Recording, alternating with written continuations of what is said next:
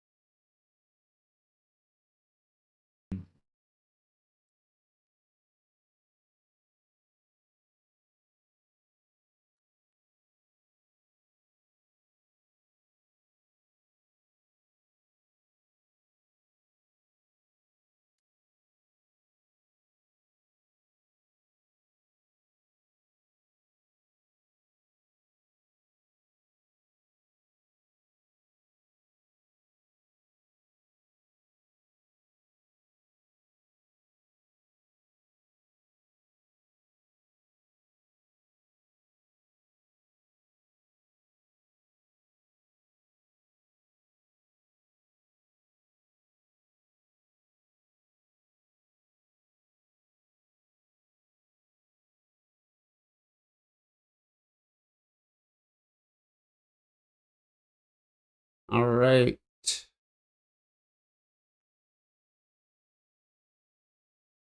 We are live. Ogre, thank you. No, Nacho. He actually lost his power, but hey, I don't know if you noticed. We still are representing Nacho. We are still representing Nacho. We're just waiting on one more person to join us. Rugreezy is going to come, and then we can start the show. It was actually... Alrighty. Let's go ahead and start up, and let's get the show going, because I am actually kind of excited for today. So, here we go. We've got that ready. OBS is ready. Discord is ready.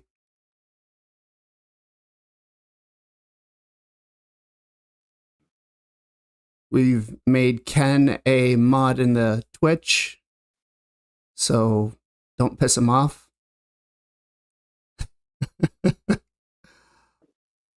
All right. Breezy, whenever you're ready, sir, we are good to go. There we go. We got a rate of 14 from Rugreezy. Thank you, sir. Thank you. All right.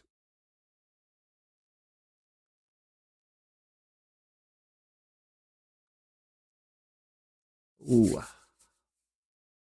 Whenever you turn on your camera, and I will set that up for us.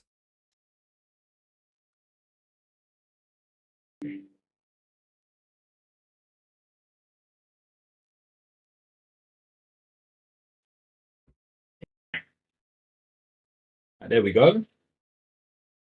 I just need your camera, sir. How is everybody doing? Welcome from Rugreezy's stream. Thank you guys for joining us. How is the YouTube side going?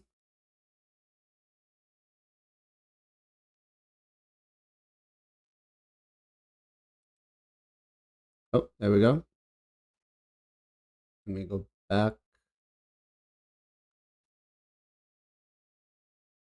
There we go. We got the camera there for Rugreezy.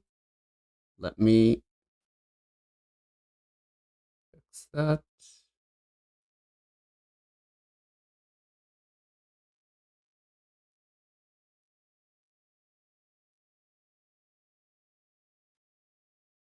Is above. There we go. There's that beautiful, handsome face.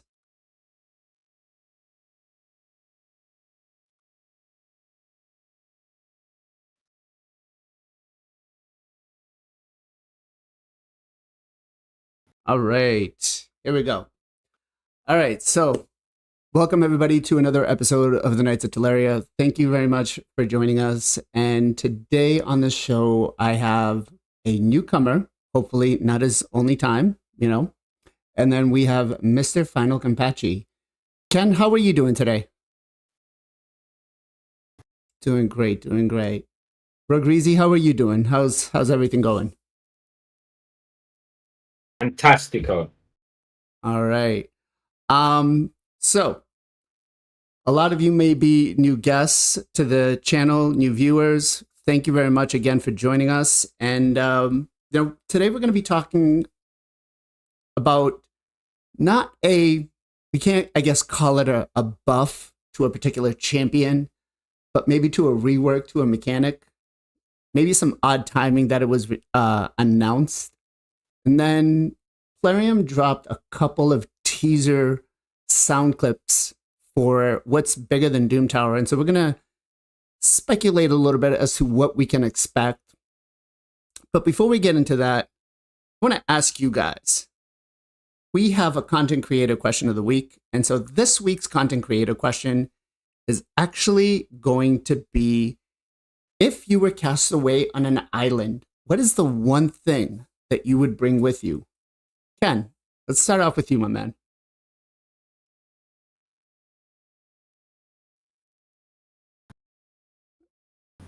I hear you. Alpha said you're muted. Let me check. Hold on. You're not muted. What's going on is right there. Now you're good. Let's go ahead and try that. Yep.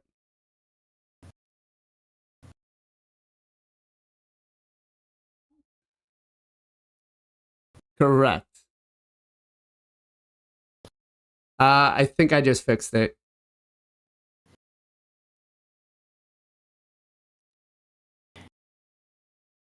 Still no, give me a second. Properties. It's under the right.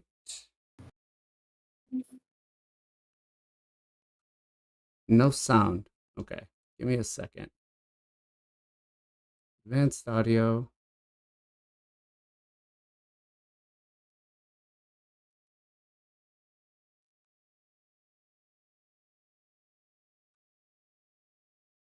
It's muted. All right, let's try that again. Go ahead, Kenny boy, say something.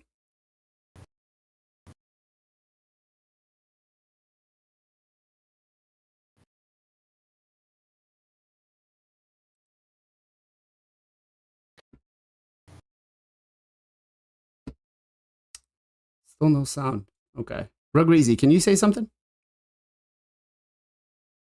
Yo, yo. It's silent on that end. Okay. Properties, headphone.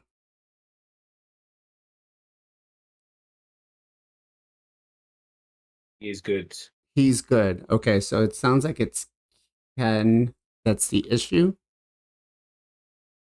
Just not Ken. Ken, is that maybe something wrong with your mic? Has Discord got the right mic going out?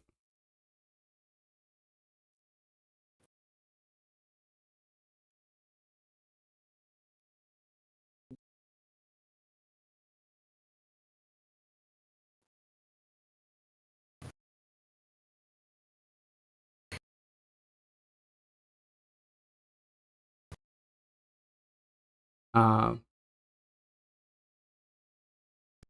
yeah. So I hear the OBS is giving some sound, and it's not really reading it. So let me see. You want to try disconnecting and then reconnecting?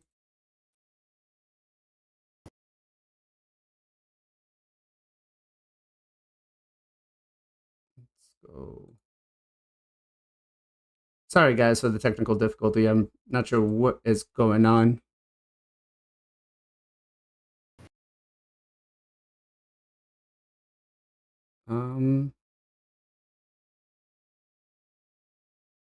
Still OBS.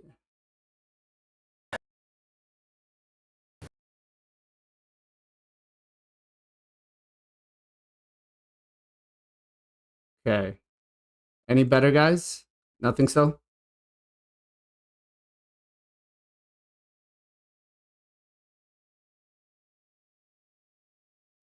Let me check Discord settings. Maybe that had something to do with it.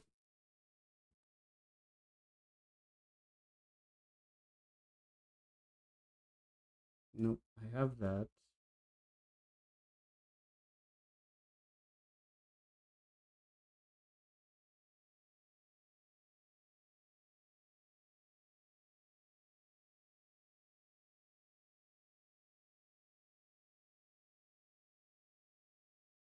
Hold on 1 second, guys. I'm just resetting Discord real quick.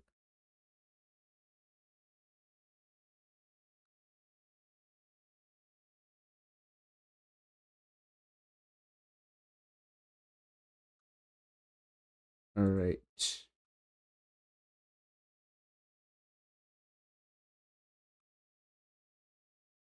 All right. Ken, go ahead and say something else. Nope. Now there's nothing. And that is because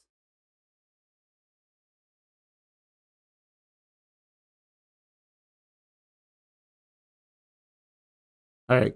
Go ahead, say something again, Ken.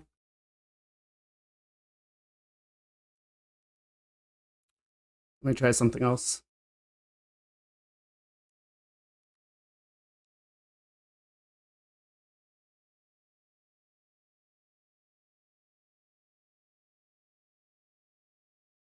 Okay.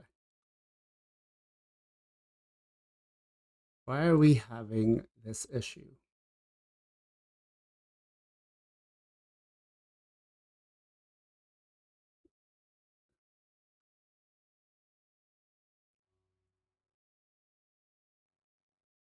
I don't think so because I changed nothing.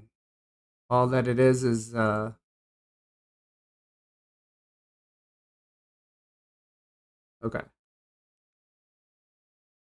Default device. All right, Rugreasy, can you say something real quick?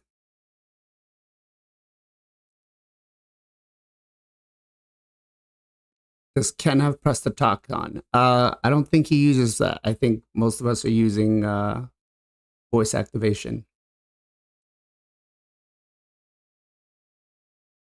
Okay. Soundboard. You didn't hear anything from Rugreasy either. Okay. All right.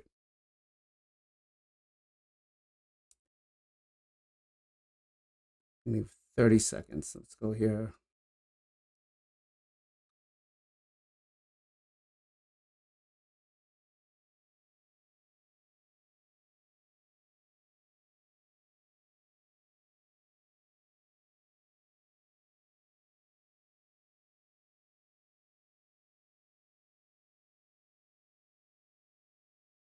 Yeah.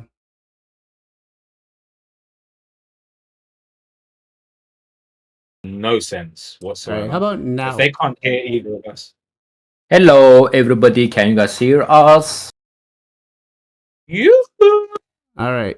I think we've got You it. hear us? There we go. Okay. Okay, there we go. I'm not sure. Nice. I'm not sure what the heck is going on. But I could say that I think my headset is dying, so I may need to invest in a new one. But all right. So while I get these fixed, let's talk about what is the one thing that you would bring with you if you were cast away on an island. Let's start with Ken Boy. Girlfriend. Your girlfriend. Okay. Yeah. Or Okay. wife or whatever. But whatever is girl. Your female companion. Okay. I mean, we are going to be alone, right? I mean, nothing. Yeah, I mean, nothing yeah, else. man. Like you need to survive, so humanity need to be continue. Okay. Okay. So Ken brings his girlfriend. All right. Rugreasy, what about you? What would you bring? Or I guess who would you Good bring? question. I've had like 2 minutes to think of it. I was going to say my bottle of syrup, but I don't know how useful that would be. I'd probably bring my bodyguard. Your bodyguard. I've got a bodyguard. His name's Kevin. Yeah, his name's Kevin. My chat knows about Kevin. Okay. name's Kevin. He's only about probably a tenth of a foot tall. He's about a foot tall. Yeah, he's ferocious. He'll protect me if anything goes down. You never know what's going to go on an island on your own. You never know what you're going to find. So we'll probably bring Kevin. We'll bring Kevin. Okay. Kevin Bring is the Kevin away. a dog? He's a panther. Panther. Okay. Yeah, All right.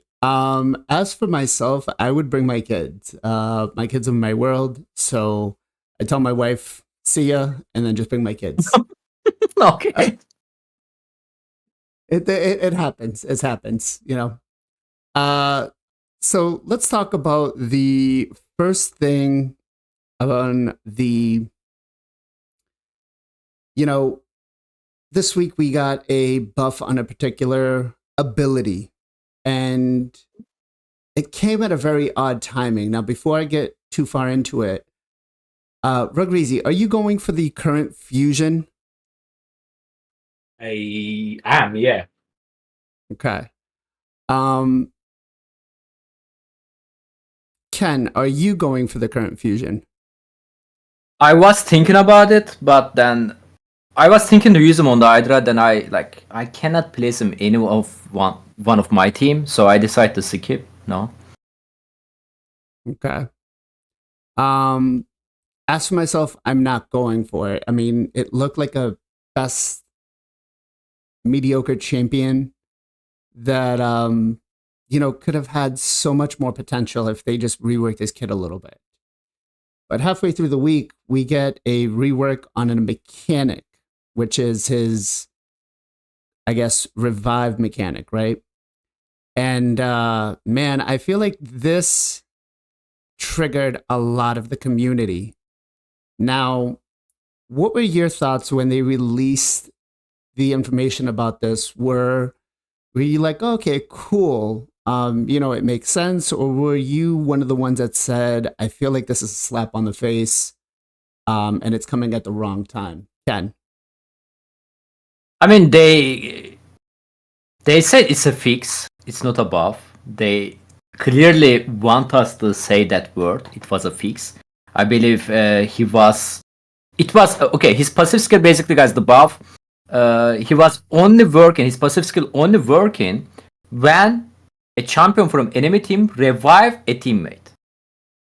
But looks like I think it wasn't working like that. I think it was working every revive, and they couldn't manage to fix it. So they decided to open, let this open, make it official, like they did on the Hydra, like taunt champion. When you cast the taunt buff, Hydra head cannot eat you, and they said, hey guys, alright, we cannot fix it, so this is official now, you can use this if you want it. I believe the same thing happened, but man, I want to ask them a question.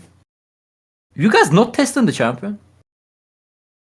I mean, literally, like, you just put this champion on your team, and they place a revive champion on the enemy team. It's literally like, you can just notice that right there, Are you guys not testing this champion? Like, it's not the first time, like, we are getting, like, not working content, then they are buffing / fixing after they release it. So yes, passive skill is much better now.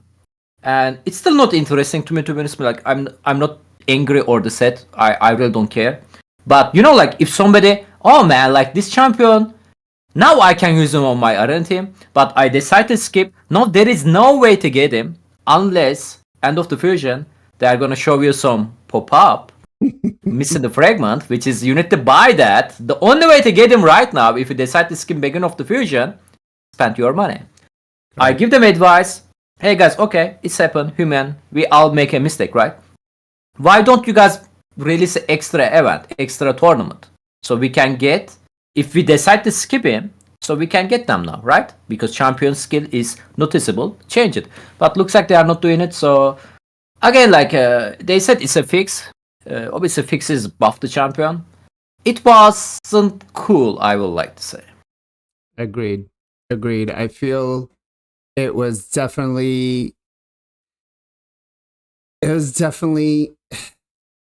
we'll get into it in a second, but let me hear Rugrizio. What were your thoughts when they announced this about the mechanic being buffed or reworked? Before I answer the question, Blazin, I want to just clarify because I don't have the information in front of me. When you say buffed, correct me if I'm wrong, but the change went from the anti-revive mechanic, so him activating Earth Puncture, affecting enemies that have been revived by lizard men. Is it correct to say they've changed it from lizard men to just all revivers? Is that the only change? So what they've done is they've made it now so instead of it just being like the Monkey King wasn't affected by it, not Lydia's, but Marichka's passive was not affected by it. Now it currently is. And so now it allows you to start using Earth Puncture when they're brought back up. Even the revive on death buff. Even the revive on death buff, yeah. Now, by the Lizardman part cannot be resisted, so Lizardman part is not about the revive. Yeah, so it happens to everybody. It's just certain ones can't be resisted. Okay, so I didn't. It's not very clear. The clarity is terrible. So I didn't know whether the actual mechanic was just affecting lizardmen, i.e., basically just Pythian, pretty much, or if it was the irresistible part. It wasn't very clear. I think they should just really work on the clarity when they create mechanics like that, because it's very confusing. Because that's a big decision maker for whether somebody goes for the fusion or not in the first place. Now, changing the mechanic to make it affect some of the most meta champions and effects in the game, such as Cardiel's Revive on Death. You've now got Arbias, who's a huge pick now in Arena. A lot of people are using her with great success. Yeah, the champion's relevant now. Now, Ken made a comment. Alpha made a comment. Yeah, changed him from a Vault champ to a Vault champ. I'll be honest, I didn't have any intention of going for the fusion to use him myself, but I do think for the maybe earlier to mid game player, it would have been a champion that would come into use for a lot of people's Arena teams, and he'd have some use in the game. So yeah, I think it's a real kick in the balls to change the goalpost in the middle of a fusion, because people make the decision on whether they're going to go for the fusion. They plan, they pull shards, they don't pull shards. You can't completely change a champion's mechanic in the middle of a fusion and then not even offer anybody any compensation fragments to make up for what they might have lost already. They did this 1 or 2 days after the fusion started. So yeah, not very fair in my opinion. Yeah, it was done closer to like halfway. And I got into it a little bit with Nacho on Friday night stream, and he did make a point saying that there were 60 fragments that were still available after they announced it. But the problem is, okay, if I went for those 60 fragments and I'm still 40 short, and I'm going to have to dish out money out of my pocket, which is not something I'm willing to do at this point in time, But I'm very interested to hear what most of you out there think. Were you, I know Alpha said that, he's still a Vault Guardian, but is it is the first time that they did it. So is it right, wrong? I don't know. I feel it was more of a slap in the face. And I feel like this actually came at the time when we were having a particular conversation. And I don't know if you guys have been keeping up on it, but we've got, I'm going to call it a call to action by some content creators out there. A particular one being J Gigs, who are calling for a spending freeze, right? I believe the hashtag that's been going around right now is the No Dime December. Is it odd that they're doing it right at that time, where we're having this conversation and they're, I don't want to say lashing back, but maybe saying, here's what we're going to do to make you feel a little more of panic, I guess is a good word that I'm going to say, because we have already kind of been in the meta where Taurus and Marichka are there, and now the monkey's coming in. and it's a very, very annoying meta. But do you guys think that they basically set it as a fuck you to the community for the ones that decided to skip it, protesting? Ken? I mean, like, people gonna think carefully next time when they decide to skip the fusion, because they always fix/buff the fusion during the fusion, after the fusion started. Yeah, it's gonna be. I really don't wanna think about, like, what is that called? I don't think they did that for in purpose. I'm pretty sure it was a fix. I agree with them. I think passive skill wasn't working. But again, like, it is their job is to test the content before they release. Or there's a tier 3 content creator has access on the test server. They are testing everything, right? They are releasing, for example, I'm going to give the example of the Iron Twin. Before the Iron Twin released it, Cold Brew made a video, Paragon, solo, Iron Twin. Iron Twin is released exactly same mechanic. After 2 week or 3 week, everybody, I mean, some player will struggle on the Iron Twin who doesn't have an option beside the Paragon. They built their Paragon. After that, they say, hey guys, we are going to fix it. Which is fix mean nerf. Like, a bit more careful would be nice. And again, I don't really want to look the another message behind this, but yeah, it's going to be give us a little bit example for the new fusions. We have to be a little bit more careful, or if you want to decide, you should be always know they can always buff the fusion during the fusion. That is true. I guess maybe it's just a new precedent, right? But Rugreasy, what are your thoughts on it, man? Was it basically an FU to the community saying, here, you guys skipped and protest, but this is what we're going to do? Yeah, I mean, you mentioned it being a fix, not a change, but the reality is, I'll read this out word for word. This passive effect will only affect when an enemy is revived using an active skill. That's very deliberate wording. So active obviously is very separate from passive, isn't it? And what they've done is they've added now a passive effect, therefore completely changing the mechanics of an ability on the champion. And that's making a change that incentivizes people that have decided to not go for the fusion to actually now go for the fusion. And that's a big change. It's a big change. And they've done that because they I don't know. I don't know if it's deliberate or not. I think a huge lack of play testing and preparation before they release, some of their content, such as this fusion, and something like that shouldn't happen, because of course it's going to rub people off the wrong way. Yeah, sorry, Alpha. Still working with Nightbot, trying to figure out all that stuff. I haven't really done much with it yet, but I will be. Knowing what you know now, I guess this is going to be more towards Ken. Do you regret skipping the fusion? Not really, but I will go for him if I see this skill first time. I will go for him if I see this skill first time. But right now, am I regret? No, man, I'm not regret. Like, no, I'm not regret. I'm not regret. He can be nice on the arena. He can be annoying. He have a lot of potential now. Like, but I'm not regret. No, it's not that broken still. I feel like. Okay. Rogreasy, as somebody who did go for who is going for the fusion, are you regretting it, or are you still like, hell yeah, let's go? It's working better for me now. Sorry, when you say working better for you meaning the champion? that, No, the champ's going to give you some viability now.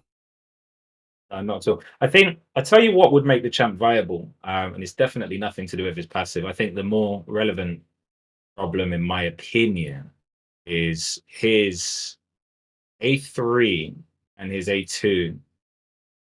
I think I've been using Makaj a lot just as a arena example. And Makaj buffs increase accuracy, and then she buff strips, which makes a lot more sense. They should have put the increased accuracy where on the A2, and they should have put the increase attack and increase defense before the attack and the weaken, or something along them lines. It seems like the way people want to use him for their teams is obviously you want to buff up first in arena, and then you maybe want to. Yeah, it's confusing to explain. I just can't see him being practical in arena. He may be a Hydra or PvE champion for some, but I can't see him being that useful.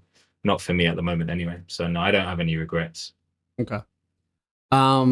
As for myself, I do kind of regret not being able to get him eventually. You know, I will pull him out of a shard. I know Ogre said that he pulled him out of a shard. And you know, he says I'm not missing anything, but you know, just never know what the next piece of content that we might need him for, right? It does very much feel like there's some shenanigans going on. But I think in the end, can they and should they buff a fusion? Of course. But I think if they had said nothing now and maybe 3 or 6 months down the line, they buffed them, I think that might have been a little bit better. What do you guys think? Ken? I agree with you. But I think again, I don't think it's a buff. Like they said, it is a fix. So Right. they need to do that urgent because it wasn't working, or maybe it's caused the problem in the game. So they have to do that urgent. But yeah, I agree with you. Like if they are gonna buff the new champion after they release a content for it, which is the fusion, so they are showing you something, right? They are showing you a schedule for it. Yeah. Then you decide you are going for it or not. Then they are said, hey guys, schedule is it's been 1 week already, schedule is out, right? You decide to skip, and now they are saying we are gonna buff him. It's not cool. Like if they buff him like 4 months later, nobody gonna be angry, right? 4 months later, 5 months later, whatever. It's been a kind of long time, so they can always buff the champion, right? There is always a chance of the buffing champion. The problem is they buff him. Look, if they buff him before the fusion start, it's still not gonna be any problem, right? Right. But they buff him during the after the fusion started, which is if you decide to skip, there is no way to get him now, besides to spend the money. That was the why the community get angry. Otherwise, like no one gonna get angry because they are buffing the champion. That's what we want, right? Right. We want viable champions that we can use in game. We don't want to see nerfs. We want to see rebalances. Yeah. But Reezy, what do you think? The timing, was it good, bad? Should they have just waited, you know, a couple of months and said, "Hey, we're gonna address this issue"? What are your thoughts? Like I said, I could never ever accept it being an issue when it's just deliberately worded in a certain way. It's not an issue. It's not a problem. It's not something that needed fixing. It is one ability being changed to a different ability. That's what it is. It's a change. It's a change, and that's the thing I think, you know, that makes it wrong, and that's what makes it a problem, and that's also what makes it feel, as Alpha said, like a marketing trick, because it puts a lot of people in a situation where if they were a little bit iffy, that adds an extra incentive for somebody to want that fusion. Now, the only way that they're going to do that is to buy fragments. So it comes across as actually fusions aren't free anymore. We're going to mess you around and basically make you buy fragments to be able to complete the fusion. So it's like, it makes you wonder, is the next fusion they bring out going to be subpar? And then they make another fix, aka change. And then people are going to be conscious of, oh, well, if they change the champion again like they did last time, it's going to cost me money. It's easier to just go for it in the first place. That is a great point. And you know, fusions have definitely lately felt that they've been very resource intense. The numbers are inflated. You know, we're figuring out ways to try to make things better for us. And as soon as we are, it feels like it's getting cranked up, right? And could this be the new thing? Could this be, well, you're not going to get any extra fragments or fusions like we used to? And if points may be inflated a little more, And could we be possibly looking at having to start spending money out of our pockets to buy 5, 10 shards or 5 or 10 fragments? Ken, if something like that was to happen, how would you react to it? Angry. I can't, like I can't spend, so I cannot get this champion. So it's gonna piss me more than Xena if they're gonna do like that on every single upcoming fusion. And yeah, it's gonna take a very negative reaction, to be honest, from the community as well. I don't think nobody gonna be happy. Man, I'm like kind of okay with the Xena paywall, right? Like we talked that on the previous podcast. But every single fusion, no, that's no. Rugreasy, what about you? What do you think? And I suppose me and Ken are polar opposites. I'm somebody that spends a fair amount of money on the game. So I think when you're having a conversation with free to play versus someone that's used to spending and values different packs and spending opportunities at different price points, it's a bit different. But how do I put it into words? I thought when you mentioned the resources needed for the fusion, I didn't do the maths on it, BLAZIN, but in shards, it was the cheapest fusion that I can remember to date by a mile. It cost me 5 sacreds and 10 voids, and I don't know any other fusion that was that cheap on actually pulling shards. Because what they did is they obviously removed the champ chase and just put it all into one summon rush. And if anybody can argue with me on, like, mathematically and factually on that, brilliant. Tell me, what the difference is. But just off the top of my head, looking at it, it was a lot less shards to actually complete that fusion. So actually, I think they made it easier for players to complete the fusion, at least on the shard count. For free-to-play players, that it was a lot easier, which made me very happy. I can't comment on the dungeon divers and energy and all the other resources. I'll be honest, I spend a lot of money on the game. I don't really pay a huge amount of attention to minor resources, but I do pay attention to the shards, and it was the lowest shard count ever required for me to complete a fusion, which I thought was very, very nice. It's a step in the right direction. I thought it was really good for free-to-play players. I thought the Xena thing was also interesting.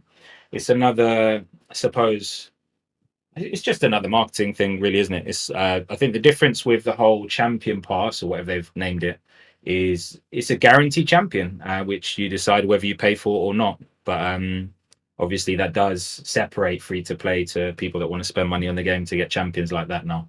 And I think it's a really good way, obviously, for Plarium to make money and give people the opportunity to get something that's not gambling, as opposed to spending £200 or whatever instead of 40 on, getting your next legendary champion. So Ogre here makes a very good point here with the fusion.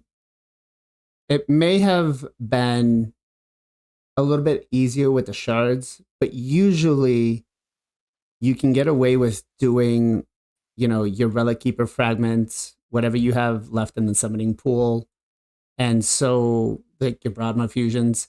And so we were kind of robbed from that, right? Yeah. So usually I think I save about 4 sacreds a month to do a fusion, or about 15 voids. But it feels like we were kind of robbed from that because of this. So it's definitely left a very bad taste in a lot of people's mouths. But there was a question here about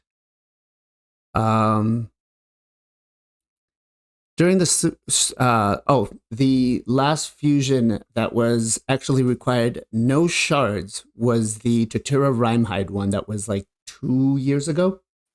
They made that one accessible because we had all those extra fragments without having to pull any sort of shards, because we could go for the extra little fragments. So now, what are your,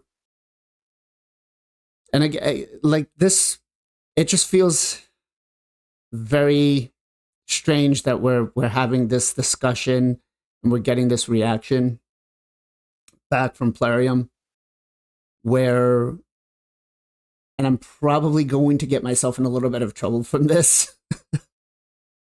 But what the hell? It feels like they're lashing out 100% between us figuring out things with Madman, things with Cadaver, and all these other champions. And it's literally like things that make it easier for us and better for us, but hurts their bottom line. They're totally against for. Now, Ken, I'm going to give you the option because you're official, so you don't have to answer on this, but I don't want to get you in trouble. But are we looking at Raid possibly going full out monetization on us and closing the servers? No, man, I don't think so, because like in the soon, probably next week, we are going to see the official teaser video. Like they are going to release a new content. Like I don't think they are going to make a deal with the, what was the company name? The Zina. Warner Brothers? No, it's Universal, I think. Universal. Yeah, I don't think like if they are going to shut down the game, like I don't think they are going to make a like deal with them to for the stuff like that. I don't think they are going to shut down the game anytime soon. I really don't know how is their finance looks like, but from what I see from the Twitch or the YouTube views, people still watching the or content, right? Like I think lots of the people still playing the game, lots of the competitive players still spending the money. They are trying to number one on the platinum reset, stuff like that. I don't think so. No, I don't think so, man. Okay. Rugreezy, what about you? What do you think? Do I think they're pushing it in the monetization route? No, I don't. Okay. I mean, they need to be very aggressive than that, man. You know, like they need to be, hey guys, for the first time we are releasing 10x, but 10x gonna be increase your chance of getting Lego, you know? And they're gonna like release lots of the shard, you know, they're like, hey guys, like we got a Black Friday, right? Lately, there was a perfect opportunity. Like 10x, but guys, 10x is gonna increase your chance of to get Lego. Like something like that. So it's a crazy, right? So, I mean, they can do. I mean, like 2x, but 10x, you know? Yeah. Okay. Like they will be more aggressive on that, right? Like instead of like just releasing 2x for the every kind of shard, as we are getting like 2x every 2 weeks. It's nothing special. We just get every single shard at the same time, like 3 days. Like it wasn't like that special, to be honest. Like, it's just another 2x, you know. Like it's not more than that. So no, I don't think so, man. Definitely don't think so.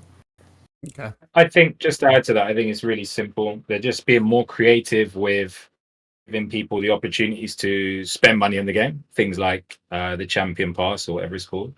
But I think there's always going to be a very good and fair route for free-to-play players, and I don't think that's going to change. I don't think they would want to get rid of that audience as well. Okay.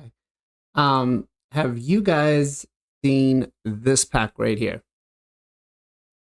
$222 value, and they're going to give it to you for $99. And they're calling this a steal deal. I don't know if you watched the Boozer video where he goes through their report that they sent out. But there's a message in there where it says they're moving away, I guess, from player acquisition to more monetization. Now, Ken, you're $14 free to play. So I don't think it's going to affect you as much. But, Rugreezy, what do you think? Like, is this a steal deal? Yeah, I was talking about this one today. So I'll tell you how I value things in this game. At the end of the day, the only reason there's any price tags on any of this stuff is because people buy it, right? If nobody bought it, there wouldn't be a price tag on it at all. People buy shards, people buy energy, people buy stuff in game. And at the end of the day, I think it's a supply and demand situation. If they obviously try things out, and they'll either increase the price on things or they'll decrease the price on things. And you'll notice regardless of the Black Friday deals, the price does go up and down from time to time. Take Soulstones, for example. They started off trying to sell Mortal Soul Stones for $1 a pop. They dropped it down to 50 cents a pop, and then they put it now. You'll notice the medium now on a Mortal Soul Stone is 75 cents a pop. You will now notice if you look at that, you're seeing that now as what we call a good deal, hence Black Friday. So this is now where you will see the Mortal Soul Stone at 50 cents a pop. I'm assuming it's a $70 pack on the second pack, and then you get the third part of that string, for example. But the prices are set by the community. That's the reality. If people weren't buying it, they wouldn't be setting it at those prices. Now, I bought 12. You can laugh at me. I bought 12 primals on the day they came out for $100. So if you go back to that deal you're now referring to, I bought 12 primals for $100. For the hell of it, I'll be honest. I just wanted to open up some primals. You lot know me. I just wanted a mythic champ. I got one in the end. We won't talk about how much that cost me, but I got a mythic champ in the end. Yeah, that was fun. But yeah, I spent $100 on 12 primals. That is now changed on average to 20 primals for $100. Now, sacreds typically are valued anywhere between Hades calculator $13 a pop. Typically, they're 15 to 20 pounds. They're really expensive. I mean, the average every time there's a 2x on sacreds, you'll see the first part of the string is $25 for one sacred shard and 100 gems. $25 for one sacred. So you're basically saying the sacred's worth $20. Which is ridiculous. So yeah, you see a deal like that now where you've got basically $120 worth of sacreds, and yeah, I'd say it's about $50, $65 worth of primals. Yeah, it's a really good deal. Do I think it's $222 worth? No, I don't think so. But it's a very good deal. I think they're a little bit misleading with the whole 122% extra and all of this BS. I don't know, because they change their prices so much. So they're basically saying compared to the max price that they would usually sell those shards at, you're saving 122%. But yeah, it's a good deal for anybody asking that question, in my opinion. Okay. If you're spending. Ken? Like which part we are talking about? This like it's a $222 normally, and it is a discount right now. Yeah. This one or Yeah. okay. Well, let's guys, like I don't know what is on your country, but in my country, whenever I look go shopping outside on the shopping center or whatever, or if I want to order something on the internet, everything like normally that price, but we got you that price, Like I actually have this thing on my table right now. What is that called? It's a excuse me? A comb. Yeah, comb. This is normally $1 million, guys, but I like you guys, so I'm selling that $100. Anybody? I mean, like I like this kind of things are not affecting me, man. Like I really like have a insane resistance against that. Oh yeah, really? Oh okay. But if we are talking about in general about the price, it's a super expensive. But every mobile game that expensive. Like I don't know why mobile games that expensive. You can get AAA game with this price. It's a $60, $70, and still cheaper. Like you can play that like hours and hours. Man. Is that like this is Black Friday by the way special? Damn. Yep. Oh my god, man! You guys spend lots of money on this game. Yeah, it's definitely, I don't know. It does feel that full monetization has been turned on, and but again, like every mobile game have that, and every company doing that kind of discount, stuff. True. It just feels like with Raid, and I think I want to go back to it. Drew said it best over on YouTube. COVID bubble has burst, so we see the player base decrease, and when the company needs to maintain a certain amount of revenue, something's got to change, and the first thing is the prices. And so I feel that comment is definitely where we're looking at right now. But we got some bomber videos yesterday with some content creators dropping some teasers. Have you guys watched those at all yet? Ken? I mean, like, I got excited. Oh, I thought like we are gonna see some cool stuff. Man, it's just audio, a guy talking, like no visual, nothing. Like, and he's talking like puzzle, like. Man, I'm not gonna try to understand him with my F2P English. I'm sorry. I didn't watch that. Didn't take attention, to be honest. Okay. Rogreezy, what about you? Have you gotten to see any other content creators' videos on this? No, none of it. Okay. So earlier today, Plarium did release the audio files. And so I'm going to play them all. And then we're going to, each little segment, we're going to go ahead and discuss what happens. And I really want to, I feel like I know what the new content is going to be. And I'm going to touch on it in just a minute here. But let's go ahead. Let me play this for you guys because I feel that we're going to be copying another game. So let's go ahead and this is part 1. It's called the Cobble Market.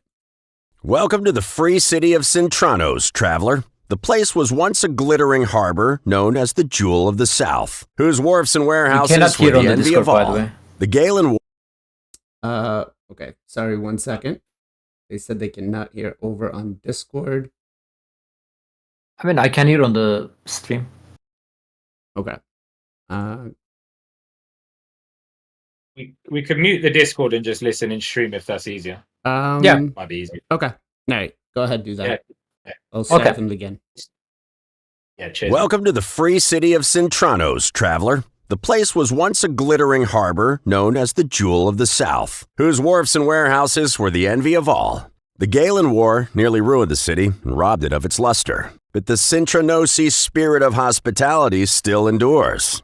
So grab your bags and follow me on a guided tour of this once great city. Starting in its bustling commercial heart. Cobble Market. It used to be a magical place on market day, the smell of spices wafting up on the breeze, the sounds of the hawkers selling their finest wares. Now, well, let's just say it's not exactly prime commercial real estate. Don't leave your belongings unattended, and watch out for pickpockets and undead horrors. The town guard isn't very active these days, so you may have to take the law into your own hands if you're set upon by ruffians. A few swings of your sword and a couple of spells should do the trick. From Cobble Market, you can wander over one of Cintranos' many bridges and see the Grand Eclipse Tower looming over the city. Fun fact, the tower was originally used as a lighthouse during the city's heyday, referred to by locals as the Lantern Keep. That, of course, all changed when Amius the Lunar Archon swept into power. Now, this Grand Fortress is his main residence, and you'll need more than an appointment to see him. You'll need to find 3 special keys to break through the tower's magical wards. But let's keep on with the tour. Our next stop is Plagued with Charm. Now, Okay. So, Cobble Market, right? I know that, Ken, you've been playing Watcher of Realms, correct? Yep, I am. Rugreasy, have you played any Watcher of Realms? No, I haven't. No. Okay. So, I've slightly been playing it, and in Watcher of Realms, they have what they call the Void Rift. Right? You want to talk about aggressive marketing? There you go. And with Watcher of Realms, you have this feature where they have, let me share it with you guys over on Discord.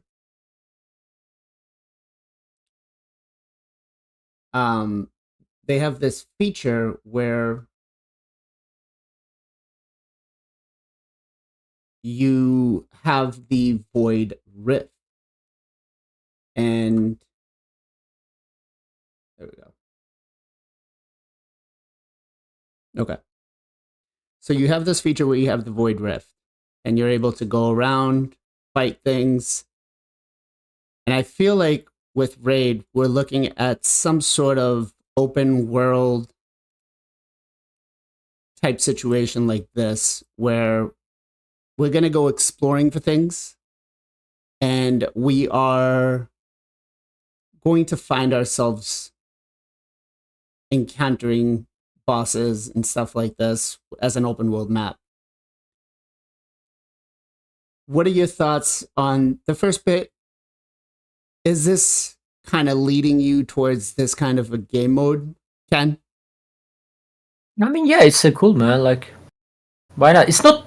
I mean, Watcher of Realm is not that open world, by the way. It's like semi-open world. You know, you have to beat the boss. You have a like strict line. You know, like you cannot go whenever you want. You know, full open world. But yeah, it's cool, man. I mean, like, if it's gonna be changed a little bit gameplay, I will love to see that. To be honest. Okay. Rugreezy, what about you? What do you think? Yeah, I think that could be great.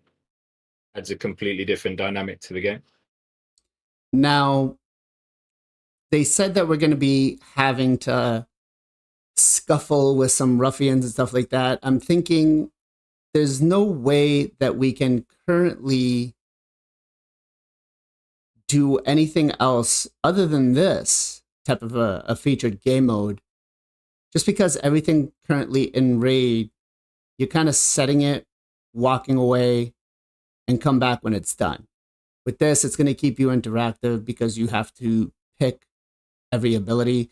I think later down, or they did mention it in this, where you're going to have to, spells and daggers and stuff like that, where you're going to have to actually do some abilities. So, and then we got the little hint at the end that we need to find certain things or 3 other things to be able to move into the next one, which kind of makes it a little not interesting, but gated, I feel, because what if the player base can't go into this Void Rift and take anything out of it? What if you can't beat it? Do you feel that maybe a game mode like this is going to be beneficial for the whole player base, or is it just looking at like the top 1% that is going to be able to come in and kind of clear this all up no problem? Ken? I think it's gonna be challenged. I believe it's gonna be harder than DOOMTOWER hard. So maybe there's gonna be difficulty option like a DOOMTOWER have. Maybe it's gonna be getting harder when you climb up. But yeah, I don't think it's gonna be easy. It's a new content. And we are also gonna get a mythical champion, right? End of the content. If we clear it, they said that. Mm-hmm. So they are not gonna give that mythical champion that easy, man. Like, it's not gonna happen. Even for the Lydia, you have to beat the every faction war. Like, imagine you are early game. How you are gonna beat the every faction war? You can. You have to beat like multiple champion to get the Lydia. It's gonna be mythical. So I don't think it's gonna be that easy. It doesn't bother me. I love difficulty, to be honest. I like challenge. But hopefully it's not gonna be that hard. But I heard some things on the official Discord today, a little bit a couple of hours ago. Maybe we can talk that soon. So yeah, I can't wait to talk about that kind of stuff. Maybe Rugreezy, what about you? What do you think? Yeah, sounds exciting. I think the way they've made the game in terms of tiers of difficulty and dungeon levels, I think will reflect on whatever this new game mode's going to be. And I would hope we can't just come in and clear it straight away, because I think progression is something that adds longevity to the game. I mean, we'd be pretty bored if we could just finish it in, a week. It would be great to see something that would actually take an end game player 6 months to be able to get to the end of in this game now, moving forward, to add another couple years or, whatever it may be, in terms of keeping the game exciting, keeping the player base active, bringing people back that maybe have left. They could do a lot with this game mode if it's set up properly. So I hope they've spent more time playtesting this than they did Uge. Okay. It sounds like this new one is either going to have So we're looking at a whole different spot on the map, and I think Centranos was like Scratch made a point in one of his videos saying that was the first place that we got introduced to in the Call of the Arbiter. You know what would be a little, I guess, interesting would be as if they kind of had the drop teasers with the Call of the Arbiter, and maybe we're using that as a lineup for this new content. But do you see it as being 4 different, game modes, or is it going to be, or like mini game modes, I guess I should say, such as like we have like the dungeons, and so we come in, it's a whole different game mode, but then there's miniature game modes inside of it for things that you're gonna have to clear. Would that be something that you would want to see? Because let's face it, trying to clear, what do we got? 1, 2, 3, 4, 5, 6, 7, 8, 9, 10, 11 dungeons. Take some time to clear them. Would that be something a little bit more for you, or do you kind of see it like each week or each month is going to be like DOOMTOWER, where we get this opens up, then this one, and then this one, and then this one? Ken? I mean, unless they said something on the teaser audio, I really don't know, man. Like, what's this content gonna be? I was waiting, like, there is gonna be one content, but the thing you are saying right now, is it gonna be more than one content? So there's supposed to be 4 different areas. They talk about the Cobble Market, Eclipse Tower. But it's not like Faction War, right? Like there's a Lizardman, there's an Undead, not like that. It's different mechanic. I don't think it's going to be something like that. I think what we're looking at, and I may be wrong, but I think what we're looking at is, a new game mode here with more game modes that they can add into each one afterwards. So sort of like dungeons. So we have the new, Centranos game mode. I think that's what they're going to call it, right? That comes up. When you click on it, you're going to have 4 different, let's say, dungeons or rifts or whatever. And then they'll be able to expand onto that down the line. And I'm curious, what do you guys think as a community? Is that something that would be more fun and bigger than DOOMTOWER? Or is that just completely not interest you? But go ahead, Ken. What are your thoughts? I mean, DOOMTOWER, I don't know, is that fun for you? I enjoy DOOMTOWER. I really wish we could get some more bosses. Yeah, same. More rotation. Yes. Make the Dark Fae Force Affinity, Give us a little bit of challenge. The Allure Abuser, Exactly. Yeah, like DOOMTOWER was fun when they first time released it for us, because, oh man, what is that? Oh, this wave has a trickeries. I remember I was talking about that. Man, they have a trickeries, what the hell, And, but now, like, we are doing auto. I mean, I'm talking about end game perspective. Like, every time DOOMTOWER reset, oh, it's a rotation tree. Nice, we are going to farm the Dark Fae now. All right, my team is ready, fully auto. There we go. Same for the wave. We are clear with the seer or whatever you guys have, right? Secret Room definitely not fun.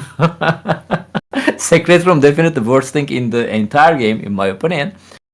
But hopefully this new content gonna be bring more than DOOMTOWER. I'm actually excited. I'm gonna repeat it again. If there's gonna be more than one content on this new upcoming content, I'm super excited. I hope each of them has a different mechanic.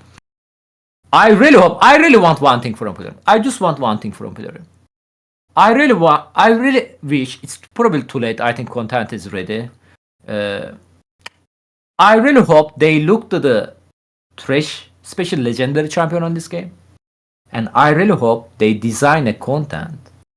We can use this Thresh legendary and they can be good on this new content, We can get a reason to build our Thresh legendary champion. Like, for example, Hydra. We built Skull Lord for the Hydra. We care about Skull Lord beside the Hydra. He's amazing there. Mauli. Who care about Maule? She's also great for the Hydra, right? There is lots of the champion, only good for Hydra. Husk! Bro, everybody was feeding their Husk before the Hydra, right? Like, for example, everybody was building Royal Guard, right? Because of the affinity. Husk, nobody was, number one choose was the Husk. So some champions are very good on the Hydra and nobody is getting set to pull this champion, right? Because they can use them on the Hydra. I really want like Bracus, for example. Trash. Fix Neil. Hot trash. Yeah, fix Neil, man. I mean, to be honest, like, I really wish Fix Neil is still gonna be bad because I really don't want to spend my 20 legendary book on her. How many? I have no idea how many legendary books she won. I think it's like please, 16. Fix Neil. Please, don't say Fix Neil. I don't want to book her.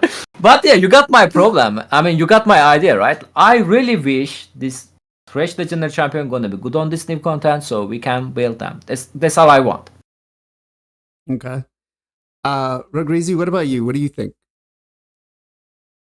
Yeah, I mean, I think the new content could be a huge part of the game, and I've only been playing the game for about a year and a half. I've loved every sort of section of the game. Obviously, campaign's pretty boring. It's straightforward. It's campaign. There's not much skill or thinking to it. But I really enjoyed finishing faction wars. I really enjoyed figuring out how to get to the hardest level of every dungeon.